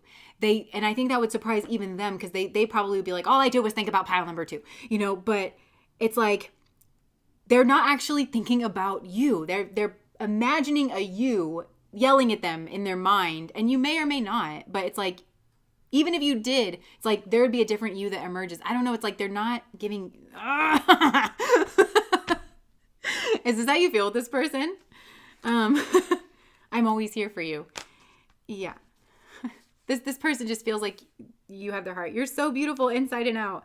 All I'm thinking about right now is how attracted to you I am. I just heard all day long I think about sex. So I just feel like this person really does think, I think you are the one and only. This person really does want to, I think this person wants to show you how they feel about you using sex. It's like anything but their emotions. You know what I'm saying? Like anything but their just actual emotions. This person is just, I'm hearing like, I've just never felt this way before. And it makes me feel weak. And it makes me feel like I'm weak. I just heard weak in the knees. Like, they need to purge. They really do. I'm so in love with you. You are so perfect to me. I love you today, tomorrow, and always. I was just a fool for not admitting it earlier. And you know what? This deck has like these like red hearts in it that are like the positive ones. And then they have the gray hearts in it. And usually it's like kind of a mix of both. These are all the red hearts. Like I feel like this person's heart is on fire for you, but it's purifying that space because there's some kind of karma with this person and pure that they have around the heart space. They need to purify their heart space. And what I mean by that, it's like I'm kind of getting like a refined petroleum product, like where, what do I mean by that? It's like sludgy, like around the heart, but it's the mind energy that's like sludging around this person's heart, and they need to burn it. They need to burn it off. So like just the heart. I'm like, now I'm picturing, I'm going to say this wrong, but it's like those clawdaw rings. They're Irish and it's like a wedding ring. So like you wear it one way and it means that you're single. You wear another way, it means that you are taken. But it's like a picture of this heart with like hands around it and a crown. And, that's what kind of what I'm getting is like, I'm picturing this person's heart. It's like on fire and it's purified and there's a crown like encircling it. And it's like your two hands like around it. Like, I just feel like that's what this person is meant to do. It's like to crown the heart as king and to follow the heart wherever it goes. I'm also, my mom used to sing the song. I think it's like an oldie song. It's like, I will follow him. I will follow him wherever he may go. So I feel like this person just feels like they want to follow you wherever you go. I'm Irish. Interesting. Says this enough. You're spot on. Your impression of him is. I love that. I grew up by the clawdaw. Oh, nice. I used to have a clawdaw ring with my birthstone in it, and I went to Lake Erie, and I dug my hands in the sand, and like I pulled it back, and then it got lost there. So if anyone is at Lake Erie, just know that I lost my most precious ring there. I love that ring so much too. Exactly. And it weakens them like the way that they're dealing with it. And they're always just kind of like running from it. I'm wearing my clawdaw. Oh my gosh. We should all get clawdaws. But it's like for our coven, for our chaos coven, our coven lovin', as somebody said earlier. Wouldn't that be funny? And then we all like just turn it to the married side, but it's because we're in a witches coven. Okay. And this person just said, I'm not the same person. So remember I was saying, I feel like this person tries to kind of use time. That's why this like stagnation, they try to use time so that you will just automatically know that they're not the same person. And so I think this person wants to sweep it all under the rug by just being like, I'm not that same person that I was. And it's like, it makes this person feels a little more safe, a little more protected to get the road behind them. And then to be like, look, I know I did all that messed up stuff. But maybe they're hoping that you'll forget, or that you're just going to start over, and then all they can talk about with you, it's a strategy. It's a prideful strategy where it's like, and all I am going to do is talk with you about the person I am now and the place that I'm going. I don't want to talk about like all that stuff in the past, but guess what? That's not going to work with you. I think that's why you're this person's soulmate, is because you're like, are we going to talk about all the stuff you just stuffed into that closet? Like, no, we can't move forward. No.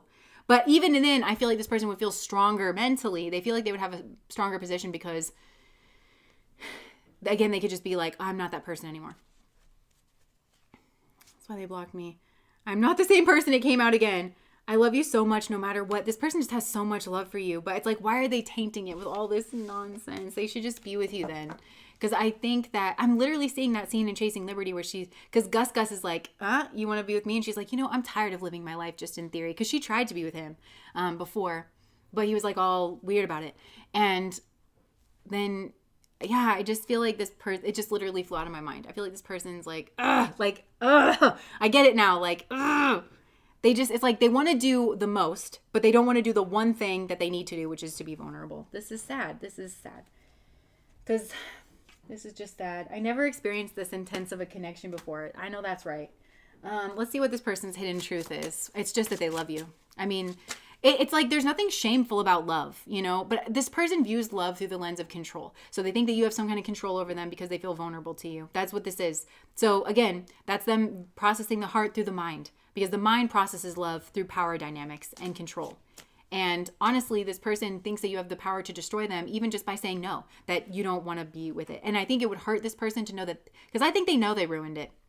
I think this person, it's hard for them to look at what they did and to be like, I ruined that, because they did ruin it. But they're not even, so they're at this place where it's like they have nothing to lose but everything to gain, And I think that's how they need to look at it, is like, I might as well just put myself out there, because I already messed up. I bury myself in work to forget you. I knew it. It's like this person is telling themselves that they have to focus on work. Coven, love, and clawdaw. Will not capitulate. Yeah, the capitulating thing. Remember that kept coming out? And like, that's how this person's like, I don't want to capitulate to you. But it's not. This person is taking a very beautiful emotion and they're throwing a bunch of dirt on it. And then they want to turn around and be like, why is this going on? And it's like, because we can't have nice things. Like, I don't know.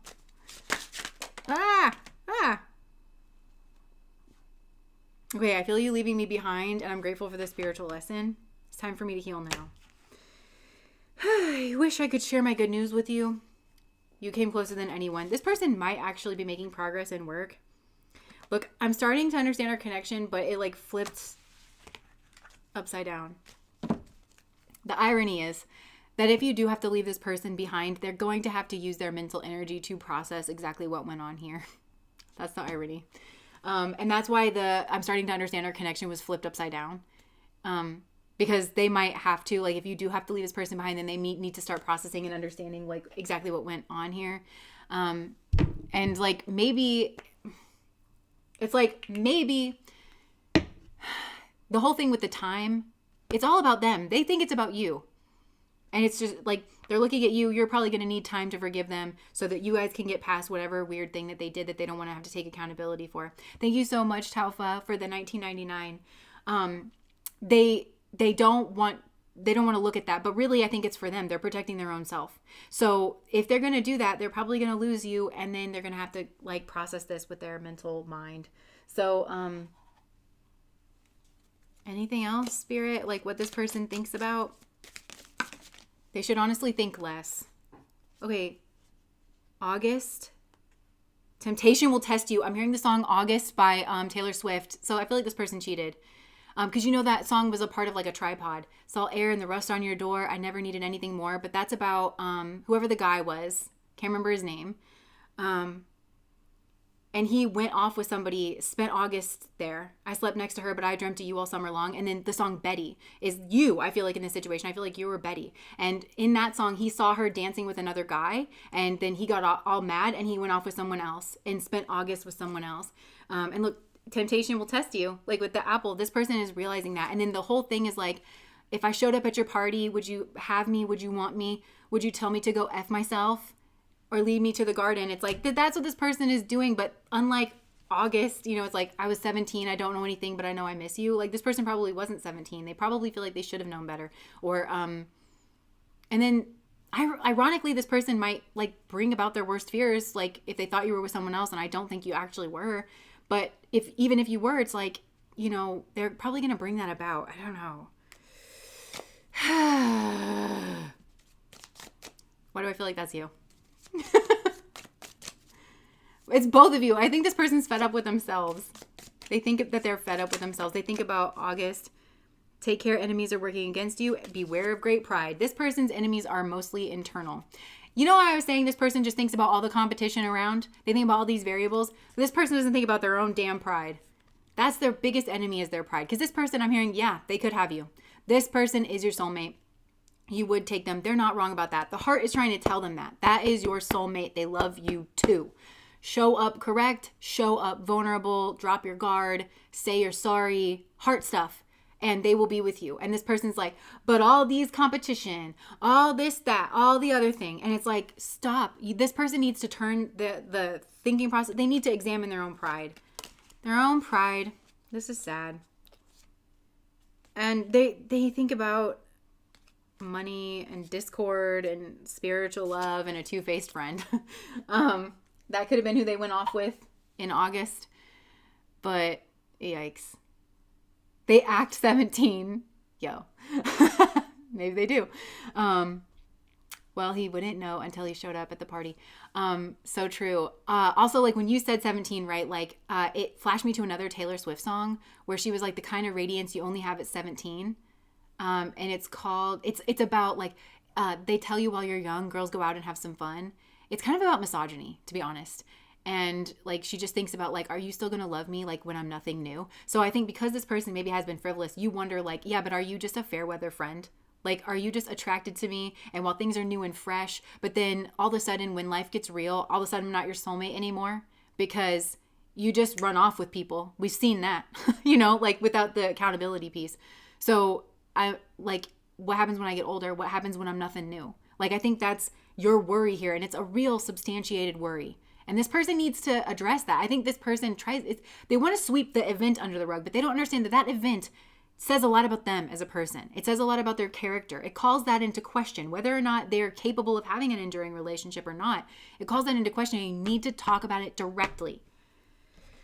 Hey, because you can't win with this mental strategy. So that's what I'm getting. This person just thinks themselves to death. And I want out of it. Okay, I'm just going to have a little drink of my coffee. That's like the third time I've done that in this reading, where it's like the thoughts just like, this person just like burns out. Like it's like an engine that just like overheats, and it's like, like you gotta, whew. If this was done onto them, they would not like it. And there's an irony in this too, because it's like they thought you were with someone else, so then they ran off with someone else. They actually did to you what they didn't want. They actually did to your heart what they were scared that you maybe might have been thinking about doing to them. Like, what? This person, I think, got literally confronted with their own behavior, and they didn't like it. They didn't like it. I also think this person, that like clicked something in for me, where it's like, this person, they're a coward. This person is an emotional coward, and they're just always forever running away from their heart. And maybe they triangulate, or they use third-party situations to do that, whether that is just to numb the pain, or I don't know, like to make you feel a type of way. But it's really messed up that this person did to you what they were just maybe scared that they got a tiny like little whiff of. Like, absolutely not. Absolutely not. Very hypocritical. Nice. I called them a coward 2 days ago. And this person, that's the irony, their pride, that's the one thing that they don't want to be seen. They don't want to come up short. They don't want to be seen as weak.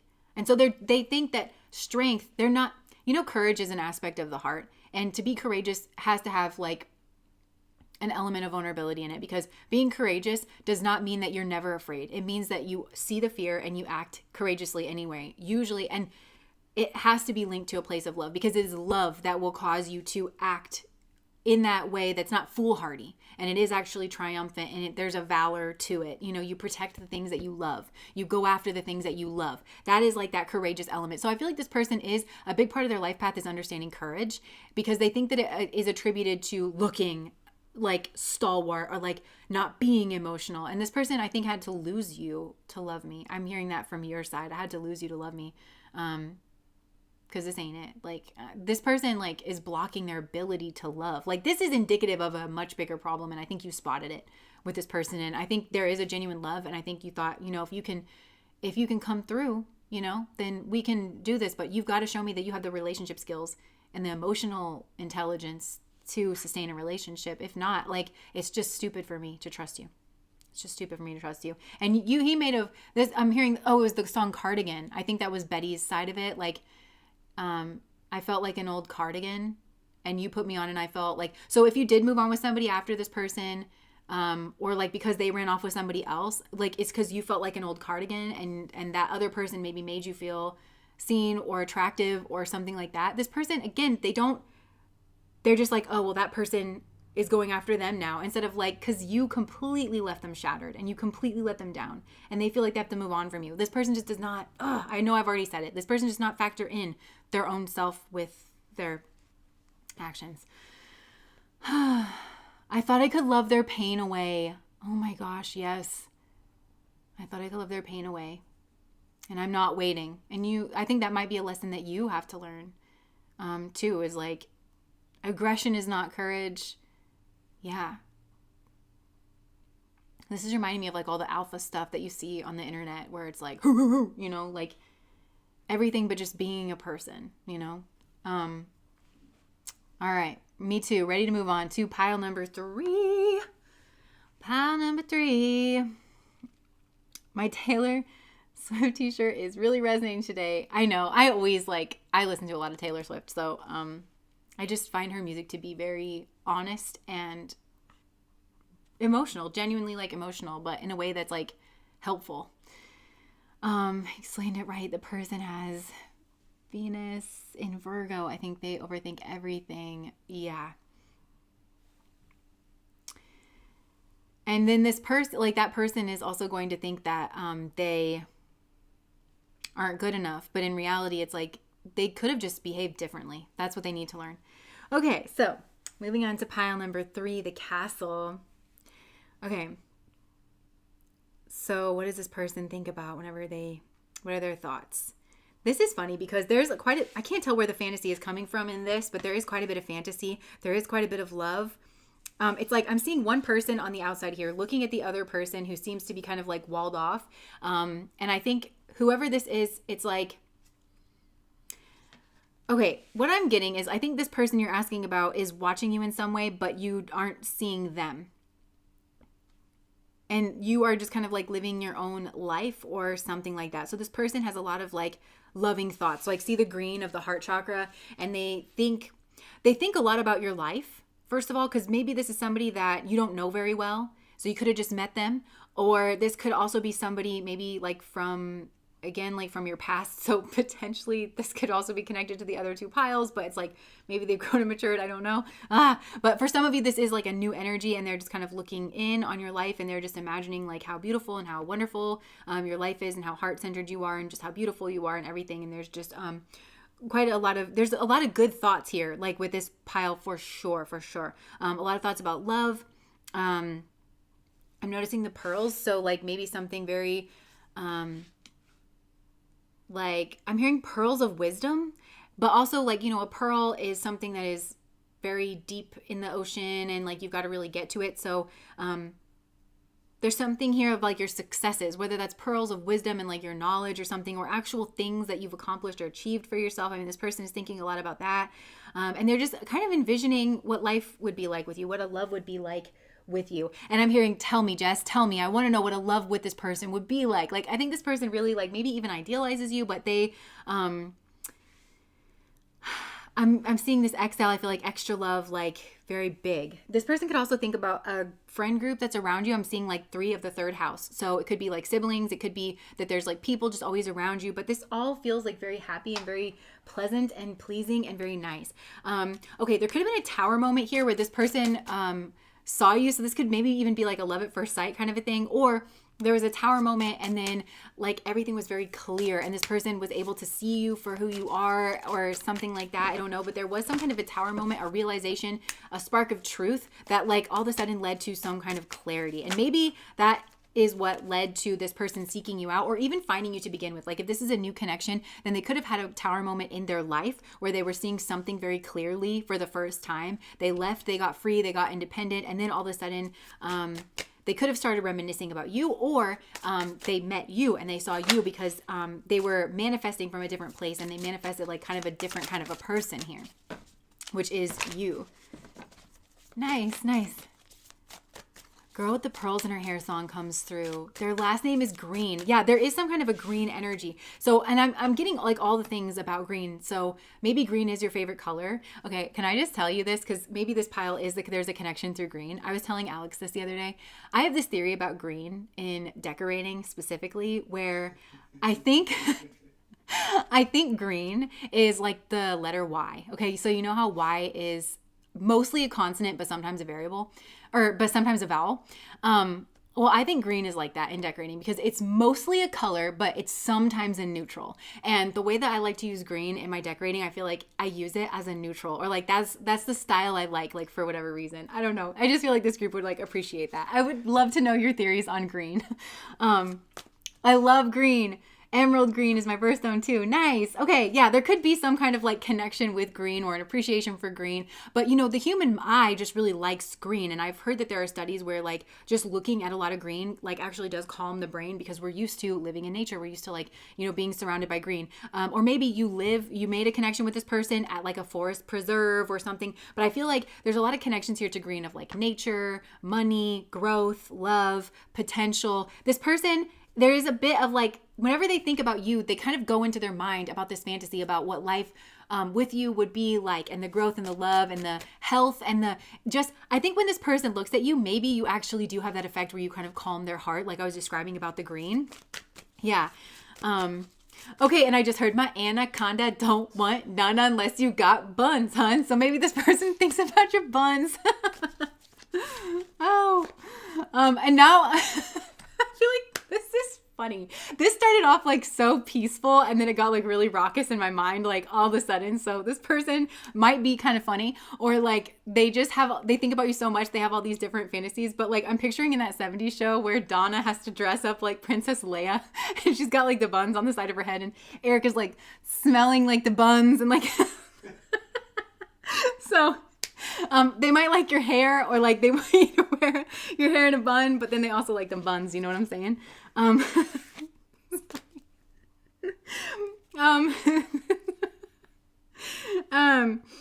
Yeah, this person, okay, like the Six of Wands, this person, maybe there's a lot of like fantasy energy, I don't know, like this person maybe they feel like you are very successful, or like you're not looking at them or something, or they just imagine themselves to be like very successful so that like you like them or you pay attention to them. But the Six of Wands is also like a legacy card and a victory card. They dream about like having victory with you, and they like to think about you.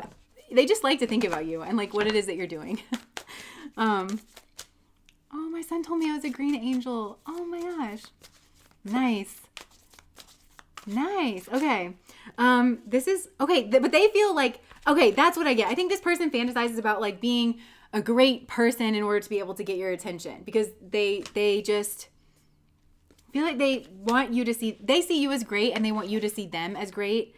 There's a lot of, I feel like this person just fantasizes about you, to be honest. And their thinking mostly has to do with maybe like leaving it all behind and like going to chase after their dreams and like finding you. This could also be somebody manifesting you, somebody that you don't even really know. And it's like this person is, maybe they felt like really blocked. And again, I think they had some kind of tower moment where they were seeing something clearly and then they realized they needed to leave something behind that wasn't really good for them. For some of you, maybe this is your energy and you are doing this, like you're manifesting some kind of like a new partner, but they're moving towards the sun.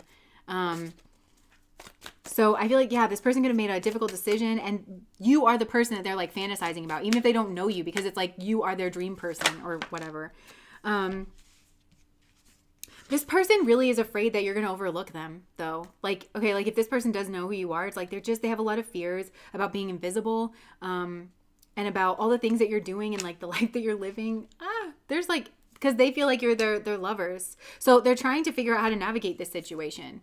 So if this is the pile number 2 person and some time has gone on, remember, because I was saying like that pregnant pause energy, there's a lot of different possibilities for this pile. So if it is that, then I feel like this person again still's in their strategical mind and they're like, how do I get at pile number 3? And again, there's strategy. They're not like, there's pride and they're not connecting with their heart space, even though it's like very romantic. Like the tinge of all of this is like very romantic. What do they think about pile number 3? Okay. I'm just picturing you like glowing. Okay. I think this person just is so blinded by like you. I'm just seeing you. Like they think a lot about your body. They think a lot about how you dress. Maybe they think a lot about like your jewelry. Maybe you wear like a pearl necklace or something. They think about your eyeshadow, like your makeup or something. I don't think they think like, oh, I really like that, that makeup that they did. They just like how you look or how you're put together. They think about like maybe your home, or this person could watch your social media for sure. And then they kind of extrapolate like everything you got kind of going on here. Okay, the Hierophant, this person like thinks about being married to you, or like this going the distance. I just keep seeing the Fool card. So like just starting some kind of a new beginning. What is this person thinking about, pile? I just saw the Hierophant again. I mean, my goodness. But then I saw the Queen of Swords. So it's like they're thinking that you don't see them, or that your heart is blocked off, or how do they go about this? You're their hope. You're their wish. There could be distance here. They could be wanting to connect with you. You're heavy on this person's mind. You are heavy on this person's mind. They want to know how to get your attention. That's what they think about. They think about how they can get your attention. That's what they're thinking about. And they think about all the variables like to do with that. They think about judgment. They think, yeah. Think about judgment. What else is this person? Yo, this person's so attracted to you. Oh my gosh. Yeah. I mean, you could have a skill set or something that you're doing. I mean, this person just sort of, you're glossy. You're glossy to this person. High def. I'm hearing high def. Like, there's a lot of attraction here, and this person really is wanting to step to you. This person, there's a sense here definitely, though, of this person watching you when you are not aware that they are watching you. So, like, if you do work with this person, because that's another possibility here where you work with this person, they're seeing you, like, eating your lunch or doing your job, and they're like, oh, they're so, you know what I mean? Just like, whoa, how am I gonna step to them without overheating? You know? Oh, that's nice. Yeah, but they are scared of being judged, and they're scared of like karma. They're scared of like a decision that you would make. And I think they're just afraid even of that moment of like putting it out there. And like, I'm hearing again, it's another Taylor Swift song. Today's episode, I'm just kidding. It's not sponsored by Taylor Swift. I wish, but it's like, I just lost it. It was something like, today's the last time. Oh my gosh, it's Betty. It's still Betty, the song Betty. Today's the last day I can dream about what happens when you see my face again. So like, again, some of you, this is a person who does feel like they're coming back, blast from the past. But they worry about like, okay, when that moment's actually here, what if it's like, what's your face going to do? Is it going to drop? Is it going to light up? Is it going to like, what's it going to do? You know? So,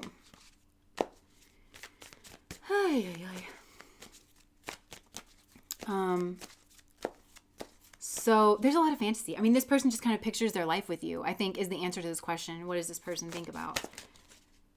They think about like fate throwing them a bone. Again, there's a lot of connection here between these piles. It's making me wonder if there is a connection here, and if there's not a connection here between these people, but I still think that for some of you this still resonates, because like I said, for some of you it's like this person's manifesting you.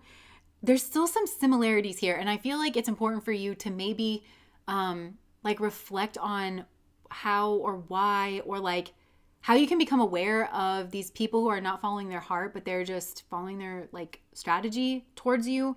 Or like, what is that? Like, I'm just hearing, what is that? Like, why am I always attracted to these people? Or why do I like attract these people in? Okay, I just heard it's because you present very well. So there's some people who do kind of, and I'm not sure, like, I think this person really thinks that they can have everything with you. And I do feel like there's a genuine heart-centered energy. I'm not trying to say that, but it's like, I think that this group needs to really consider that you present very well, and that some people just want you for like the wrong reasons. And they do like come up with some kind of fantasy in their mind about you and about, and just really make sure that somebody's trying to get to know you, like actually you, and that they're not trying to like change their own fortune. Because for some of you, it's like maybe this person is thinking that you have everything, and that looks really nice and it's strategic for them, and they want to be respected a little bit more. So they're trying to manipulate. There's a lot of different energies that are coming into this pile. So it's also telling me, pile number 3, I think you have a lot of people that are interested in you here at this current time. And a lot of them are interested in you for different reasons. And I think it might be part of your karmic lesson to learn how to sort through all of this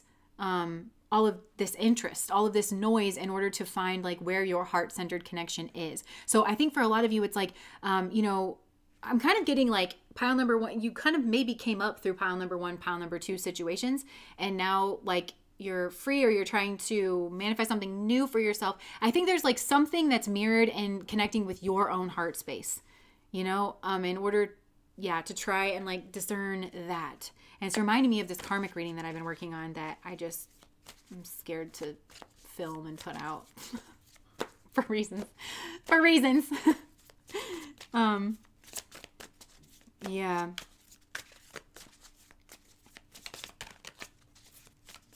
Yeah. Yeah. And they're strategic, but like this person is strategic, but it's like,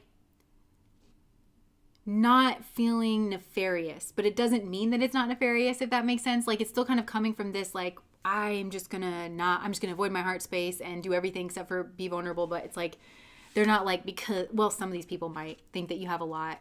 I think you're defending yourself against heartbreak. And Spirit just said, like, that's why they do this, is because they're trying to defend themselves against heartbreak. Look, we got the Six of Cups coming out. So some of you have had some kind of transformation is what I'm getting. You have, and you are maybe the winds of change are in your hair, but it's like drawing a lot of people to you, maybe for the wrong reasons. But the Six of Cups is a nostalgic card. So there's also somebody here from your past that wants to come back. There's multiple people here in this pile that you're asking about, that you are heavily on a lot of people's mind. That there's people that want you here. I just heard blast from the past.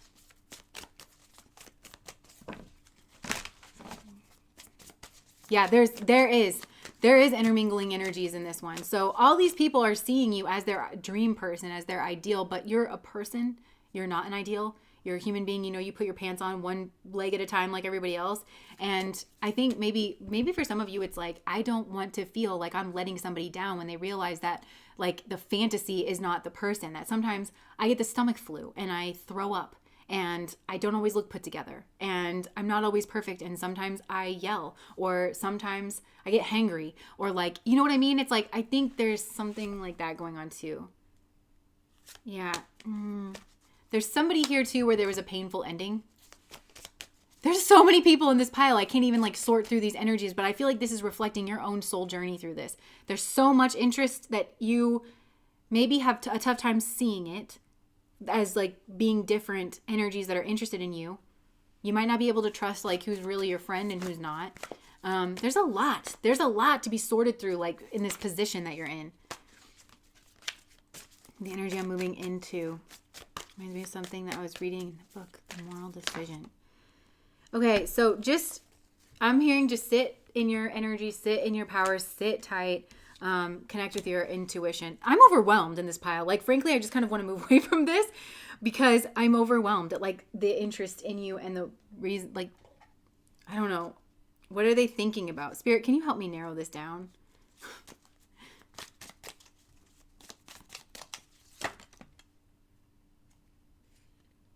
Something important. Okay. There's definitely a new person. Somebody is like following their rainbow. So, okay, there's a person here. June could have been a significant month where they realized that a difficult situation is over. This is the person I was getting, like they had a tower moment and they realized something wasn't what, they got clarity on a situation that they were dealing with. And they're following their rainbow to find their pot of gold at the end. And the pot of gold is you. You are actually what they are manifesting. I think they're also manifesting a new job or something like that. So like they could be moving to where you live or something. So this person is just fantasizing about their ideal life and their ideal partner and what they want it to feel like. And it is somehow leading them to you. So this is a very hopeful situation. This person feels like they were not respected in the past and they want to be. This person also wants to take the lead in your relationship. They're very sexy. They could be a fire sign. They could be a Leo, or there's a strong Leo figure that is around them that has taught them. This person actually, funny enough, it's like this person is going to give you the relationship that these other people that we've been talking about wanted to give you but could not give you because their pride was in the way. This person has like healthy integrated pride. And I'm hearing they're sexy as AF. This person is sexy AF and they're very maybe athletic. They're very integrated like in their body. They move well. They could be looked upon very highly, like looked upon as a leader. But still have this like casual demeanor and a casual style. And this person is going to see you and just kind of immediately recognize that you are the person of their dreams. You are the person that they have been manifesting. And like, there you are. I think it's going to shock them because this person might not believe in manifestation. And then all of a sudden they're going to see you and then they're going to be like, oh my gosh, yes. But they are going to approach you. This is a person who's going to approach you and they are going to do all the things. They're going to do kind of like all the right things because this person has already seen something clearly and they've already done the work. And I'm picturing that 10 of Swords again. So they could have had a very painful ending where they were split in the past, but this person's coming to you integrated where they've seen something very clearly. So they've gotten their closure. They've integrated the lessons. This person is just sexy. Okay. Like, yes. Okay. And also I feel like you're going to love their situation. Let me just say they're under situation. You're going to like that a lot here with this person. And they really know what they're doing is what I'm getting as well. So that's like very promising sitting right there. Now there's this other pile here that is hiding behind a shield. See, the shield card came out like upside down and then there's all of this baggage behind it. So look, you feel like you need to defend yourself here against this person. Because maybe, okay, so it says we've got the rose, romance is in the air, kangaroo, could be an Australia connection, unsettled times, a need to plan ahead, guaranteed success, hard work ahead, changes in your life, bear, danger, especially in money matters, good fortune, yo. So this person, I'm hearing with this person, you feel like you need to defend yourself against this person. Maybe you actually feel like you didn't do a good job of defending yourself against this person in the past. They felt like rose was in the air, but I'm hearing every rose has its thorn, but this person was like all thorn and no rose. And they were kind of like looking at you to be the rose. And I'm hearing, again, Taylor Swift, where she's like, who did you expect me to be? Like the person that you thought I was, who was she? This like ever lovely jewel whose shine reflects on you. So this is a person who wants to use you, I think, essentially. I don't think they think that in their mind. I don't think they're like, oh, I'm going to use pile number 3, in order to maybe potentially get ahead. This person is trying to get ahead. And I do think this person is like very focused on money matters. But again, they're strategic and they go about it all wrong. And I do think that you actually fold into this person wanting to get ahead because you might make a lovely piece of arm candy. This person might want you for very superficial reasons. But they are going through some kind of an unsettled time. And I feel like this is actually spirit that's like just lumping things on this person's plate kind of to keep them distracted and to keep them away from you and potentially other people as well during this time because they need to make some kind of a change. And it has to do with the moon space. So it has to do with like mother, it has to do with home, it has to do with emotions. This person needs to sort themselves out, okay? Because they have a corrupted heart is what I'm hearing. This person just has a corrupted heart. And this bear energy, danger, especially in money matters. I think this person is maybe facing some kind of financial difficulty, which again, somehow maybe you or your family is what I'm hearing. And the pearls, like, they feel like you could potentially help that, whether you have money or your family has money, or they feel like they could, with you on their arm, they look like they have more money. So people want to give them an opportunity. I don't really know, but I don't really trust this person. I don't think you do either. And then this is a person who takes impulsive action. This is like a risk taker. This is a gambler. Maybe they actually do spend a lot of time like gambling, but I think in terms of their money, in terms of their job situation, they like to take some kind of risks in order to get good fortune instead of just like slow and steady wins the race. They don't really do that. This person like tries to kind of play games. So that's another person here that's like very interested in you. And again, is dreaming about this perfect life. But this, there could have been something like this person could have tried to like hurt you in the past. If you get what I'm saying, in a love way. Not in a love way, because it's not love, but this person's messed up, so who knows, like, what they're thinking. But this person, again, they're thinking about this, like, most perfect, beautiful life, but they think about envy. That's the color of green for this person. They think about the envy that people will have towards them if they have you, and if they have you on their arm. Ugh. Then there's another person here with the broken bridge, unsuccessful outcome to a problem. So the bridge has been broken here. Bridges were burned. Okay, I'm hearing Cry Me a River, Justin Timberlake. Now it's your turn to cry. So this person, okay, like, all this stuff is like in the news right now, like at the time I'm filming this. So I feel like this person may have blamed you for things. Or they like didn't take accountability. Going back to like that central theme, they didn't, and so they burned the bridge, but they might have said that you did. But now this person is like looking at you and they think that you're looking fine, and they want to just like weasel their way back into your life, but they're thinking about how to do this because this person might have low self-esteem, or they're having money difficulties, or they feel like they need to be protective. But yeah, they also could be like, with this gong, it says an exciting event. So they could be trying to get your attention at an exciting event or something like that. And remember, I was seeing the 6 of Wands coming out of like, they want to stand out. So this person wants to kind of plan some kind of like splash event where maybe they're at the center. I'm hearing like it could even be a charity event or something like that, where they're at the center. And so like, I don't know, they could make headlines and then like try to get your attention, but that's not really realistic in like everyday relationships. But in some way, this person's trying to make a splash to get your focus or your attention on them. And they're trying to plan out how to do this. Look, why is everybody in a financial pinch that's like trying to come through to you? Lobster, financial pinch. But then I'm picturing like a lobster dinner. So it's like, they could be trying to put on a show that they have more money than they actually do. Camel, persevere and you will overcome problems, because they just think that they can overcome certain problems that they have. I feel like this person is having money problems. this other human being, the first one, the one that I'm voting for you, that's like thinking about you, they are headed towards their bag. I think they had relationship problems, to be honest with you, in the past.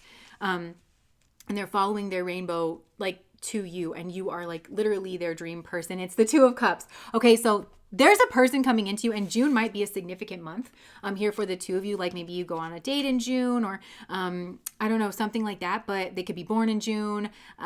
They could have, you guys, I don't know, significant Cancer placements or Gemini placements. But yeah, like I feel like Gemini into Cancer season is when you and this person are going to be like really ramping things up, but this person has their eye on you, dude. Like their eye on you. I feel like this person, this new person, this happy person, they like watch you. I mean, like I'm just kind of salivating a little bit, like thinking about it. Like this person is just like, damn.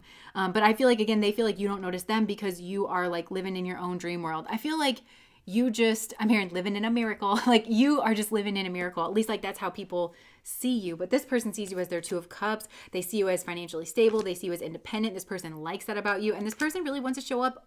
Look at this. The first person who can show up in this entire reading showing their heart. And it would be a Leo, of course, to do it because that's what they do. So yeah, this person is like, no, my strength is my heart. And I followed it right to you. That's what this person, and it's going to be healthy, equal give and receive. And you're going to build together with the Three of Pentacles.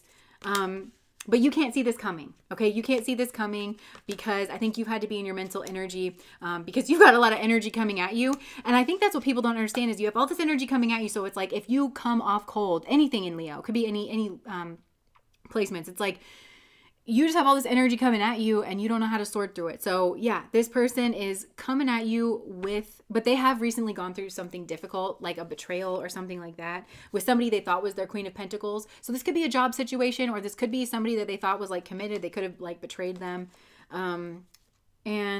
But this person's going to see that clearly. Like, actually, I don't know why I'm so upset over trash. Like, and then they're going to be like, you know what? Look, Leo, heart, sun, energy. And they're going to see that very clearly. And that's when they're going to want to come like move towards you. Yeah. So there's a lot going on with this pile. Like I said, you are on a lot of people's minds, but I think the thing for you is that you have to discern between who's coming at you with what, for what.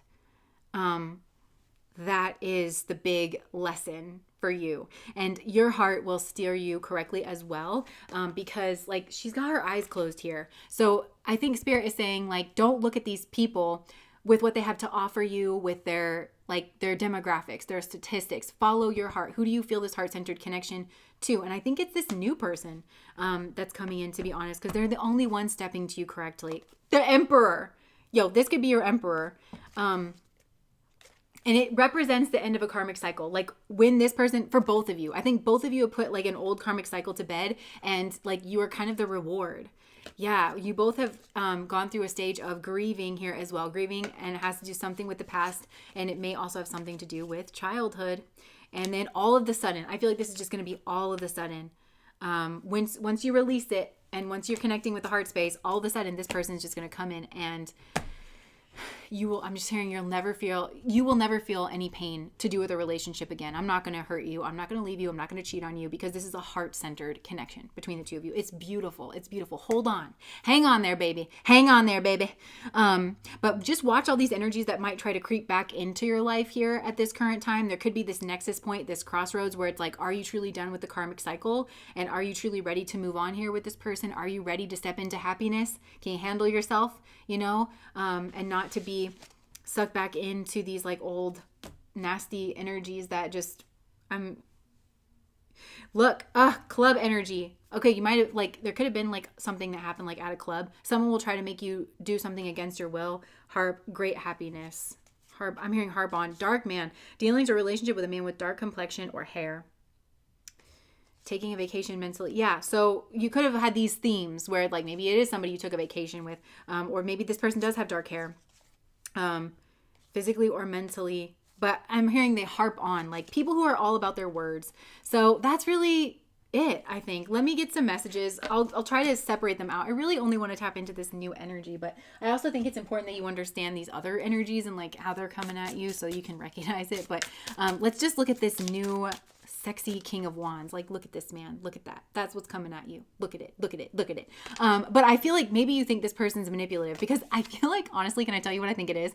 I think this person is so damn sexy and like so fly that you just kind of are like, of course you are a manipulator. And of course you have options in love. And of course I have to protect myself, even though I feel this heart-centered connection to you. And I think that you're just going to realize maybe like when you're out at a party or you're just really connecting or something, that this is just your fear talking, and that you need to actually like leave that behind, because yes, you have been hurt in the past, but this is like genuine love, and you need to actually turn and take this beautiful cup that's being offered to you and like boss up. So it's kind of the same themes that we were talking about in pile number 1 and pile number 2 of like connecting with courage and understanding that there is a bit of vulnerability in courage. And for you, I think the vulnerability is trusting somebody here that is like really great. And I'm hearing they are courageous in the heart space. This person is like courageous.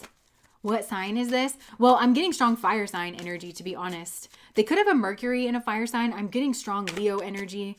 I also... Oh, I'm a Gemini in Western, and I'm a Taurus in Vedic. Sorry. You're relocating tomorrow. Yeah, so you could meet this person like once you're settled there. Okay, so let's connect with this sexy person and see what messages they have for you. I'm not the same person. And I think they're saying this, like, I'm not the same type of person you're used to dealing with. Okay. Like I think this person's going to prove it to you, but it's not, I don't think your relationship is going to be set up around like, you have to prove it to me. Like, I think just this person's going to show up is what I'm hearing. They're just going to show up. This reminds me of like, I hope it's okay that I'm saying this. You can cut me off at any point in time. But like when I first met Alex, like there would be some things where I would start to feel like fearful, and then I would just bring it up, and then he would be like, oh, I never really thought about it like that. And then like he would legitimately like never do it again. And I remember there was this one time I was like, because I like to cut and run. And so I was just like, okay. And then literally it was like not a big deal to him. He was like, do you want to go get dinner? And I was just like, this is throwing me. Because it was just like normal. And I was like, yeah, I do. And it was just like, fine. It was just like, I was like making this like big mountain out of something that really wasn't, but it was just because of my past. And I literally just like spoke it into the light of day. And then he was like, yeah, I didn't really think of it that way. But now that I have, like, you know, now I know, like, you know, and I was like, whoa, I was really just not expecting this to go that way. And it just like completely threw me. And I feel like, yeah, like, I don't know. I feel like you could have moments or something like that where it's just so normal and it's so sane and it's so like healthy and rational. And you're going to be like, the fact that I like was thrown by this very mundane moment, like, is something that's going to stick with me. So yeah, this person's not the same person. No matter who I am with, my thoughts always lead me back to you. Yeah. So this person is just, I think they might have other options, but it's like, they just want you. They just always, there's a heart, like I said, there's a heart-centered connection with the Gemini and the Cancer energy. It's like, there's a heart-centered connection. I think you guys get along really well, like in a home environment and with like your routines and stuff. But there's also that like Gemini is the energy of the child. It's like banter, it's communication. So like it is a sexual attraction between the two of you, but it's also like just a lot more than that.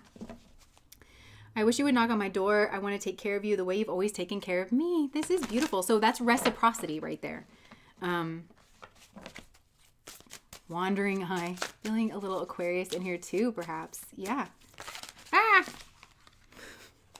This person is like, love. Look at all these love messages that came out. It's like, I just love you. Despite the distance, I feel like our souls... Okay, so that was somebody else that was trying to come in here. Despite the distance, I still feel like our souls remain intertwined. So you want to watch out for somebody coming barreling in here when you're living your fairy tale with this new person. I still love you and I can't stop thinking about you. Somebody is trying to come in here from the past and there's a lot of energy behind it. I'm still working on myself so I can come back. Please wait for me. I hope the future will bring us together. So there's somebody here who's like desperately not, I think they can sense this on some kind of a level too, if like you are moving on with this healthy person. And I just want to say this other person that's coming in is healthy. Okay. I feel like they're your Alex. But there's somebody else that's like, despite the distance, and they might want to kind of draw you back into like the passion. I sabotage this connection and I regret it. I hate the distance between us. It doesn't feel good. I struggle with revealing my true feelings and my emotions, but I love you more than you think. Like this person might just come because they're realizing that like they're losing. They lost it. They lost their chance. They lost you is what I'm hearing. They're realizing it. I struggle. All I'm thinking about right now is you and how attracted to you I am. Yeah. And they're wondering if like you are putting your true desires for them, like on the back burner. trying to hit on Morticia Wing Gomez is around. Wrong move. Yes. Right. Okay, so I guess we're moving on to this person. And so that's kind of like the energy behind it. They're going to try to suck you in with like the love, but I just would really question the love, because remember, if this is like the pile number 2 person, they have like that corrupted space around their heart. So they need to clear that up, because it's not just love. Even if there is love here, it's like there is corruption. There is that strategic energy. There's them disrespecting you and not being able to take accountability. And I just want to remind you, don't forget about that. Don't get blinded by, oh my gosh, look, this person's been coming back around and it's all I've ever thought about. But now that I have this healthy option in my life, like, no. I don't know. Make your own decisions. That's just my decision. That's my decision on your behalf, which you didn't ask me for. Yeah. So what else? This feels like the broken bridge person, to be honest, where, now it's your turn to cry. And I think you're going to be like, cry me a river. I don't know who this one is, because this person just came barreling in and interrupting my nice conversation that I was having like with this beautiful person. So I don't know if this is the memory of that person, because like, but I think it's more them. They could try to come back, or they could try to reach out once you've already moved on, and saying things like, you're my one and only. I remember how we used to laugh and talk for hours about everything. Miss you. Yeah, no. So I don't know which of these two, because remember when we were talking, there was 3 people here. There's a healthy one, and then there's these 2 unhealthy ones. One person that you feel like you need to protect and defend yourself from. And you're right about that, by the way. And then there's another person here that feels like there was a broken bridge. And I think this is the broken bridge person, because I think this person you feel like you need to protect yourself from knows that you need to protect yourself from them. I know what you meant to me. I'm ready to be with only you now. Yikes. I know I hurt you. I don't want to hurt you again. Look, and I'm hearing like, this is all of my fears, but it's like, maybe those fears are justified. Is that song on the album Justified? I have not like really been shy about, I don't really like Justin Timberlake. Like even before all this stuff came out, I've mentioned him. I've used him as the example of like the wrong energy in other readings. And I just feel like maybe this person is like a ladies' man, or like, I don't know, they felt like they had other options, or they want to be running around and blaming you for stuff, not taking accountability, using people. I don't know. I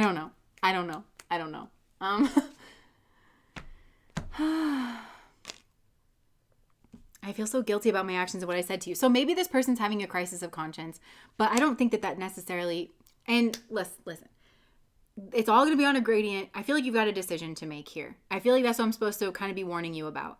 You have this crossroads moment where you're healing and you're doing better for yourself. I feel like you have been healing your heart. And so you've gotten your heart back online, and your heart is actually manifesting. So I think you and this healthy person are now manifesting each other.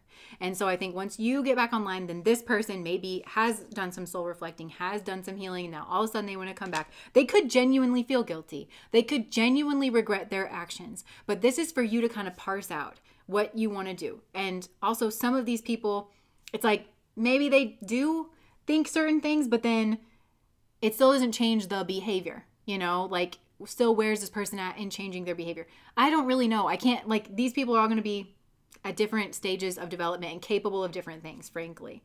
The thought of you makes me crazy, and I'm hearing Britney Spears, you drive me crazy. Yeah, this is the I'm afraid of hurting you energy. So, I don't know. You got some choices. You got some choices to make, pile number 3, but the choice for me is clear for you. But I will say for some of you, I think that this is maybe one person, but it would be the broken bridge person. Okay, so let me be clear about this. For some of you, it's the 3 people that I just described. There is this new person that's coming in that's healthy, this person you feel like you need to protect yourself from, and this person where there's a broken bridge with.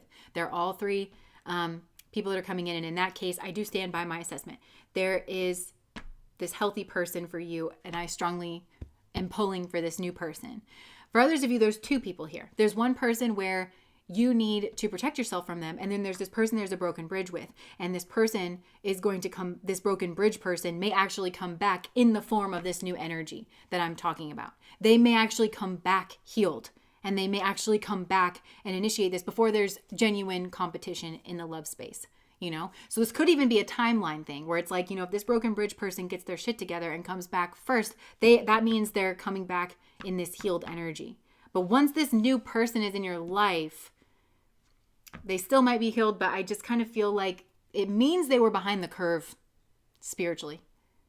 I think there's something here where it's like this person could have gotten their stuff together. They could have made this, but now you've manifested out potentially. Hope that makes sense.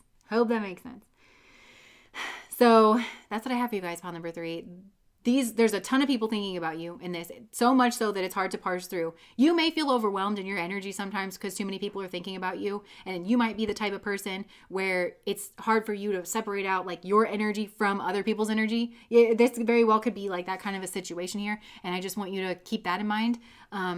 To like really practice on centering yourself and connecting with your own heart energy and letting that guide you forward and manifesting from that place. And yeah, I'm hearing the song Time's a Ticking. That Cupid's up to something. Yes, I agree. That Cupid's up to something. Because again, this is lessons. You connect with people who are learning lessons about the heart space. Because I kind of feel like you're all heart.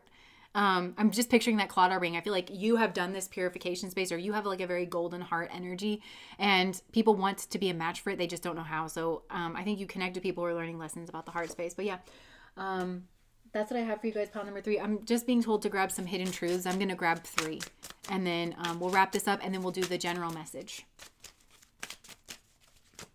Team healed. Love it. Balancing, harmony. Oh, thank you for the blessing. Okay, so the hidden truths here in this connection.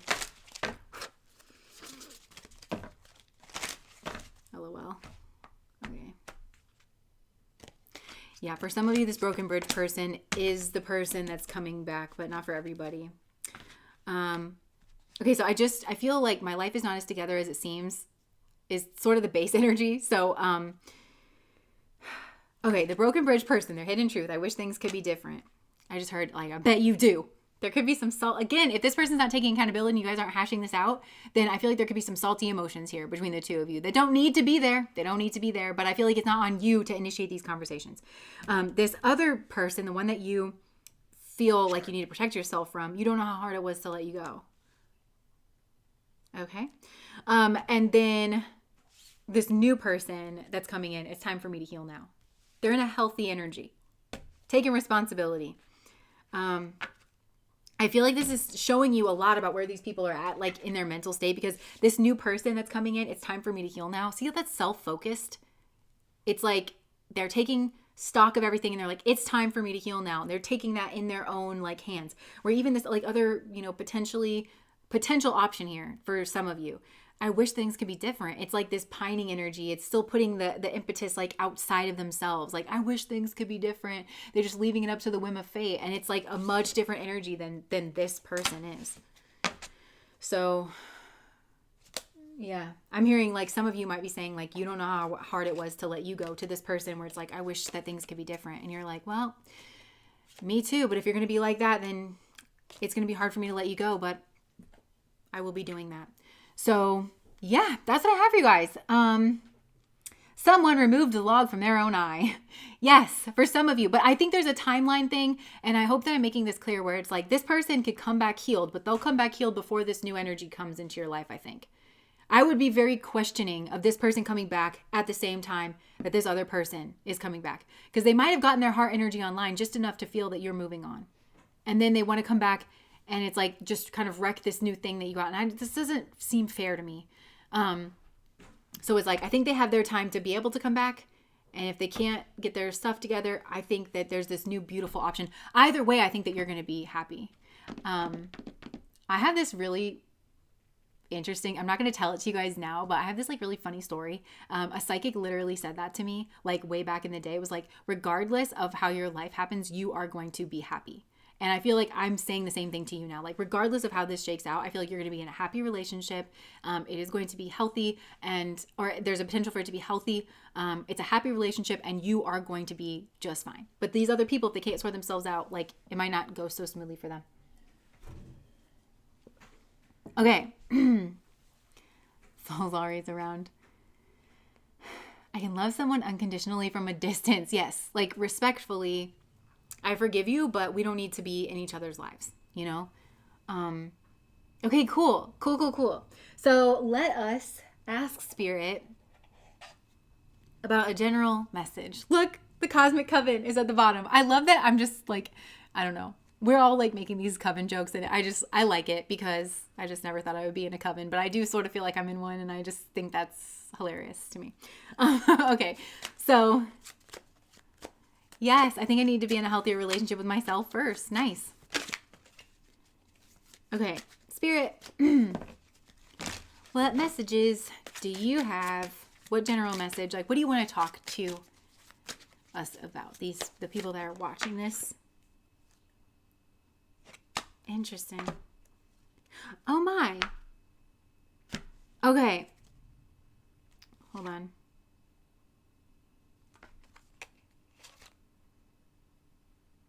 One second. Okay, so hold on. I don't know how to approach this. Like, very clearly the message is saying something to me where it's saying like, look, you can have your defenses down in the cosmic coven. Like, there's healthy energy here, like soulmate energy, Two of Cups energy here. Like having a Sangha spiritual community is something that's healthy for you. But I'm distrustful where this comes from for some reason. Yeah.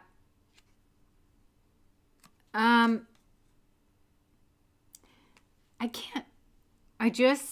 Hold on. Because sometimes, how do I want to put this?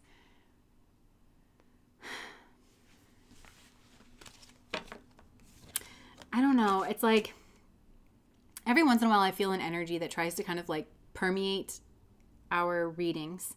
And it's doing that to kind of try to get the guard down, or it's trying to blame, you know? It's trying to blame you. It's trying to make you feel like you're the problem. And that's what is kind of like the tip off for me, is like when I'm going through a reading and it's very clear to me like who and what is going on, and then I get to like a certain portion and it's like trying to blame you. And you guys know I don't pull any punches. Like if I feel like there's something that's going on, I'm not afraid to like call it out. I mean, I still am afraid. I just do it anyways. You know, and so I don't know that I kind of like this, but I'm just going to shuffle again. But that was something that was clear here as well. Okay, so Spirit, new energy. But what do you want to? What's the general message that's coming out here? Posting anonymously now. I mean, that's the great thing too, is like you are anonymous. Like, I mean, even if we know your names and stuff, it's like, you know, it's not the same as like having my whole ass face and like name out here. Okay.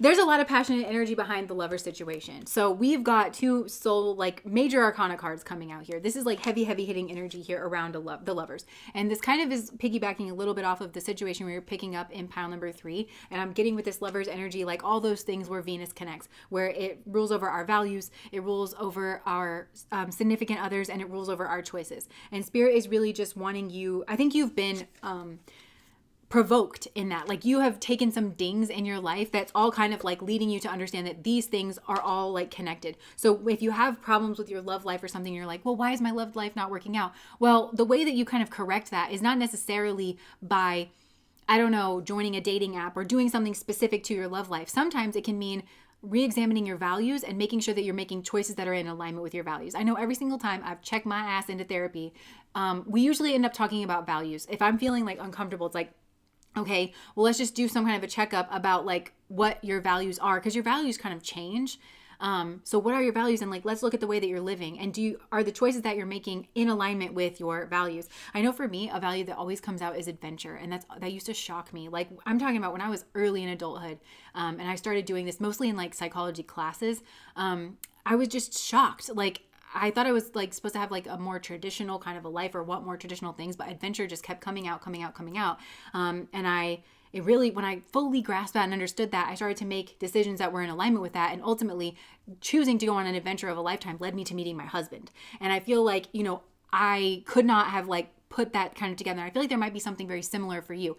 Maybe your values are not adventure. Maybe your value is is stability. Maybe it is traditionality. Maybe, I don't know what it is, but if you take a time to do like a values assessment here for yourself, because the issues that you might be having, it's like you think that it's a relationship issue, but it's really more of an issue of making sure that you are making choices that are in alignment with your values. And that's not just a one-time thing of like, okay, well, I have these values and they're set in stone permanently and for a lifetime. It's really a good habit to get into where you just kind of check in with yourself. If you have like a journaling practice or a morning pages practice or something, to check in with yourself and about your top 5 values, just here and there, every couple of weeks, if you're going through something hard, or like, even just a couple times a year, if you feel like you're more on steady ground, but just make sure that you're checking in with yourself and making sure that the choices and the decisions that you're making are actually in service of living a life that is in alignment here with those values. And that's what's actually going to bring you around, not just like lovers, but just friends, like the kinds of people that you resonate with and that you want to be around here as well. Because I think some of you have been feeling impotent or like frustrated, like you want to voice like your opinion, but I feel like, and if there's a certain lover's situation that it's like, I just want to tell this person how I feel, well, you could have potentially been in I'm not doing this to like shame you, right? We're just kind of like unpacking how this stuff kind of works so that you can understand what the root of the issue is. And it could be that, it's just that you didn't make decisions that were in alignment with your values. That's kind of what I'm getting. It's like, that's kind of the name of the game here with this pile, or not with this pile, with this overall message is like just making sure that you are making decisions that are in alignment with your values, and it will naturally bring you to these lover situations. It's nothing that you have to manipulate. It's nothing that you have to strategize. It's nothing that you have to bring about. Again, Leo energy with the strength, heart energy, and Gemini energy here with the lovers of following your heart and leading you around like to your community. Being surrounded by like the right kind of people, that you want to be with, and the kinds of conversations that you want to be around, that then it all creates this feedback loop that then feeds your heart and it feeds your courage and it feeds your strength, and you don't feel impotent. Because I think for some of you, it's like maybe there is an impotence issue, especially around voice or like connecting your voice. Another thing, because in connecting with your values, I feel like this group could potentially have a value around strength. So one thing that I like to do as well is whatever value that I'm really connecting with, I do a deep dive on it. And it's something that I thoroughly enjoy doing, like even just in my free time. So I have this journal that it's like the pages are blank. And so I would do like strength, and I would write it at the top, and I would decorate it, and I would draw things that like connect with strength. And then I literally will research strength. Like I'll go on Psychology Today and I'll be like, what things go into strength? I will look up quotes about strength, or I will look up like, certain books that center around strength, and I'll maybe look at certain quotes from that book, or I might read that book, or I'm trying to listen to like a podcast or something about it. So I feel like this group, it's like, look up these things. Like if you have a value of love and a relationship, what does that mean? Like actually break it down. Because similar to how I say, like, this is something that it looks on the surface like it is like a single step. There are certain words like love and relationship that when we think about them as a value, do we really know what they mean? Or can we actually break them down even further? It's just like the atom, like, okay, well, the atom can't be broken down any further except for what goes into an atom. It's electrons, protons, neutrons, like gravity, and all of these things, like space, what goes into it. And I feel like you would really benefit from that, from understanding, building from the ground up. I think that this is a group where if you don't get the outcomes that you want, you can potentially stay on that surface level, or think that you don't necessarily trace it back to the root. And I'm hearing the root with this group will always come back to self. It will always come back to heart, and it will always center around like Venusian things, values. Values are not goals. That's different. I learned this in therapy. Values are not goals. They are guiding light. So it's like sometimes we fall short of values, but usually it's because it's in competition with another value, and we have to make a values judgment, and we can't beat ourselves up about that. But it's like, what's guiding your decision-making ability? Some of you literally like having good conversation, having good friends, all these things could be values to you, but then understand what goes into them, trace it back to the root, and understand that it's all about like your heart will actually like guide or lead you there. It's not frivolous. It's not something that needs to be tamped down or overcome. It's something that's actually like very much leading you into becoming the person that you will be in. And I think it's like leading you into being in a position where you actually feel strong enough to approach something. It actually is like guiding you to your strength, but overriding that with your mind actually leads you to impotence and like feeling like you don't have the legs to stand on. You're not in the right position. You're not around the right group of people, because maybe you've been around if you were making decisions that led you down a different path, then where it is that you now know that you want to be. I think really the reason to that is because you made a series of decisions that were just not in alignment with your values. And it had very real world, very pragmatic consequences, especially like being around the wrong groups of people and the wrong kinds of conversations that then fed the wrong kinds of principles that you don't actually align with, and potentially made you feel weak or made you feel impotent. You could have actually spent time building up traits and things that you don't actually align with. And also like this person you want in your life, the lovers, they don't actually align with. And so now like you feel like you have to come back and it's like, oh, I want that. But I have not built myself into the person that can have that conversation or that can bridge that gap successfully. For some of you, but it's not about like looking outward, it's about looking inward, and it's about fixing the problem where it began, fixing the problem like at the root.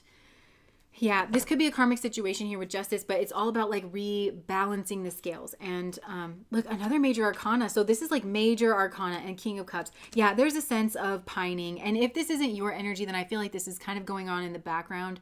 So there could be somebody, and I got that in the last reading where like there's somebody that really wants to reach out to you. And I'm kind of getting that here as well, where, if you are that pile number 3 person, there could be somebody that's thinking about reaching out to you. So some of you could be in that group where it's like there's somebody that wants to reach out from you from your past. There is somebody here, they want to make a decision, but they feel like there's a blockage. Like they feel like they're blocked out. They feel like they're cold. But I think this person's in this energy that I described where they're feeling impotent. They have made a series of value judgments that just, they did not align with their values. I'm hearing they were thinking with other parts of their anatomy. They were thinking with, some kind of bullshit strategy. They were doing everything except what they needed to do. And I think this person needs to, now they're sneaking around. This person, they have skeletons in their closet, this person. And all of that is because they didn't make themselves into the person they genuinely want to be.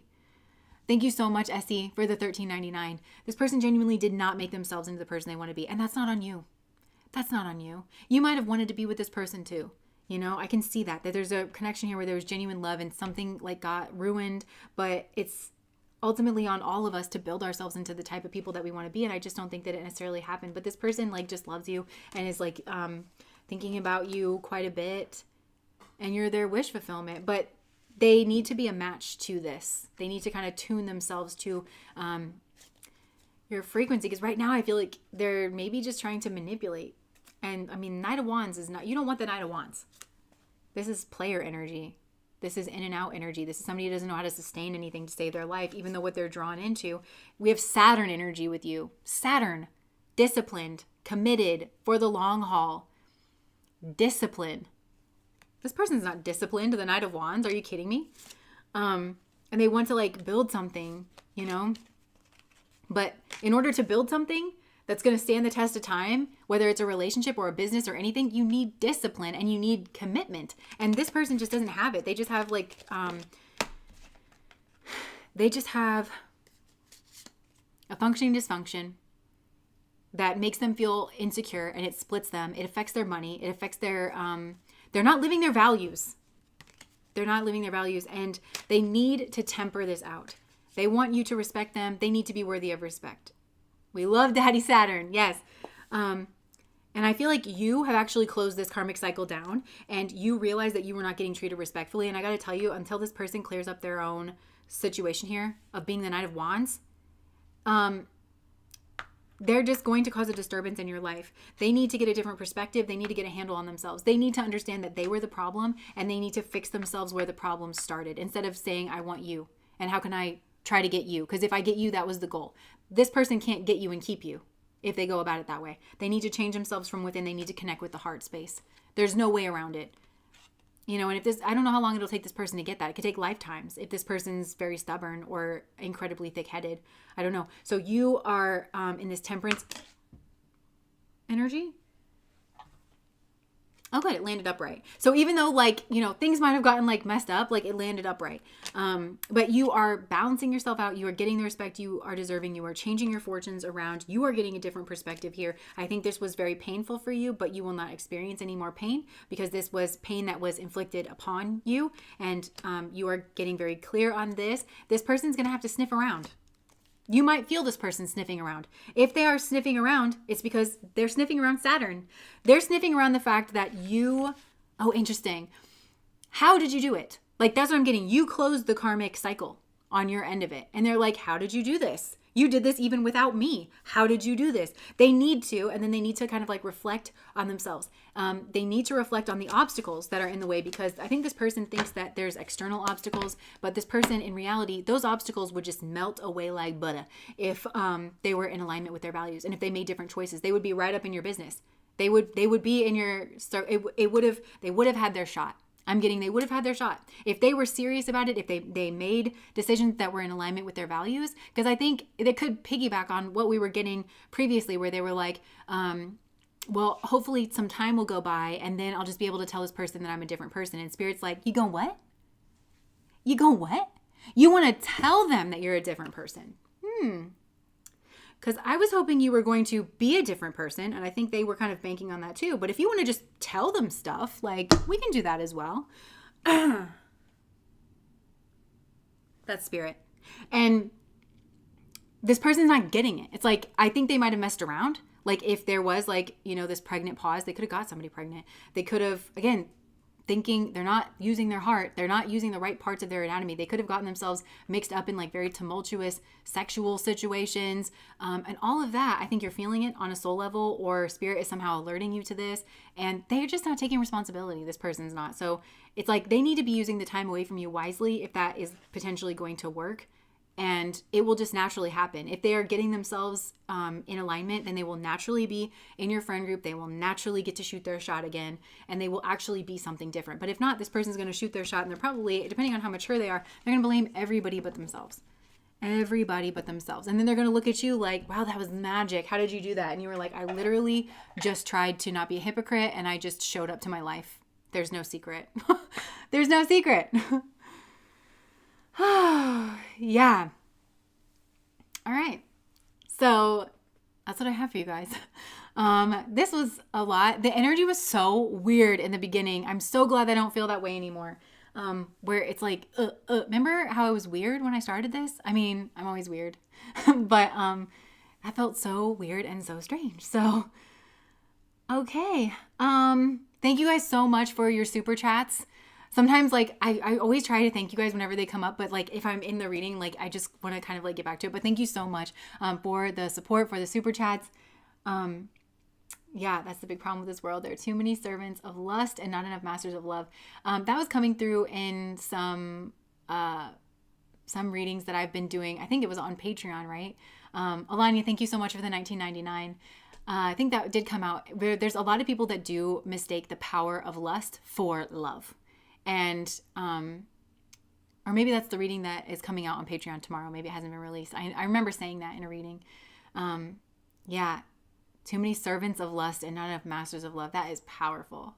You are a servant to your lust too. Oh, that was so beautifully said. Yes. Cheers. All right. Yes. Another successful meeting of the Chaos Coven. Thank you guys so much for showing up. I guess I don't have too much else to say. We've got a Patreon video coming out tomorrow of what traits and characteristics should you lean more into and why. And it was a really interesting reading, as they always are. So for those of you who are patrons, I'll see you over there tomorrow. It's one of the pre-recorded readings that we vote on. And oh, I'm so glad, Leah, that you're a Patreon or a patron. May the light of understanding attend your sleeping and waking. Thank you so much. Yeah, so Shan, thank you so much for the $19.99. Oh, you're welcome. And it's just a pleasure to get to tap into your guys' energy and to be able to. I really do look forward to the live streams, especially. Nice. All right. I think I'm just dragging this out now, but thank you guys for coming. Thank you guys for showing up. And bless you. Bye, guys.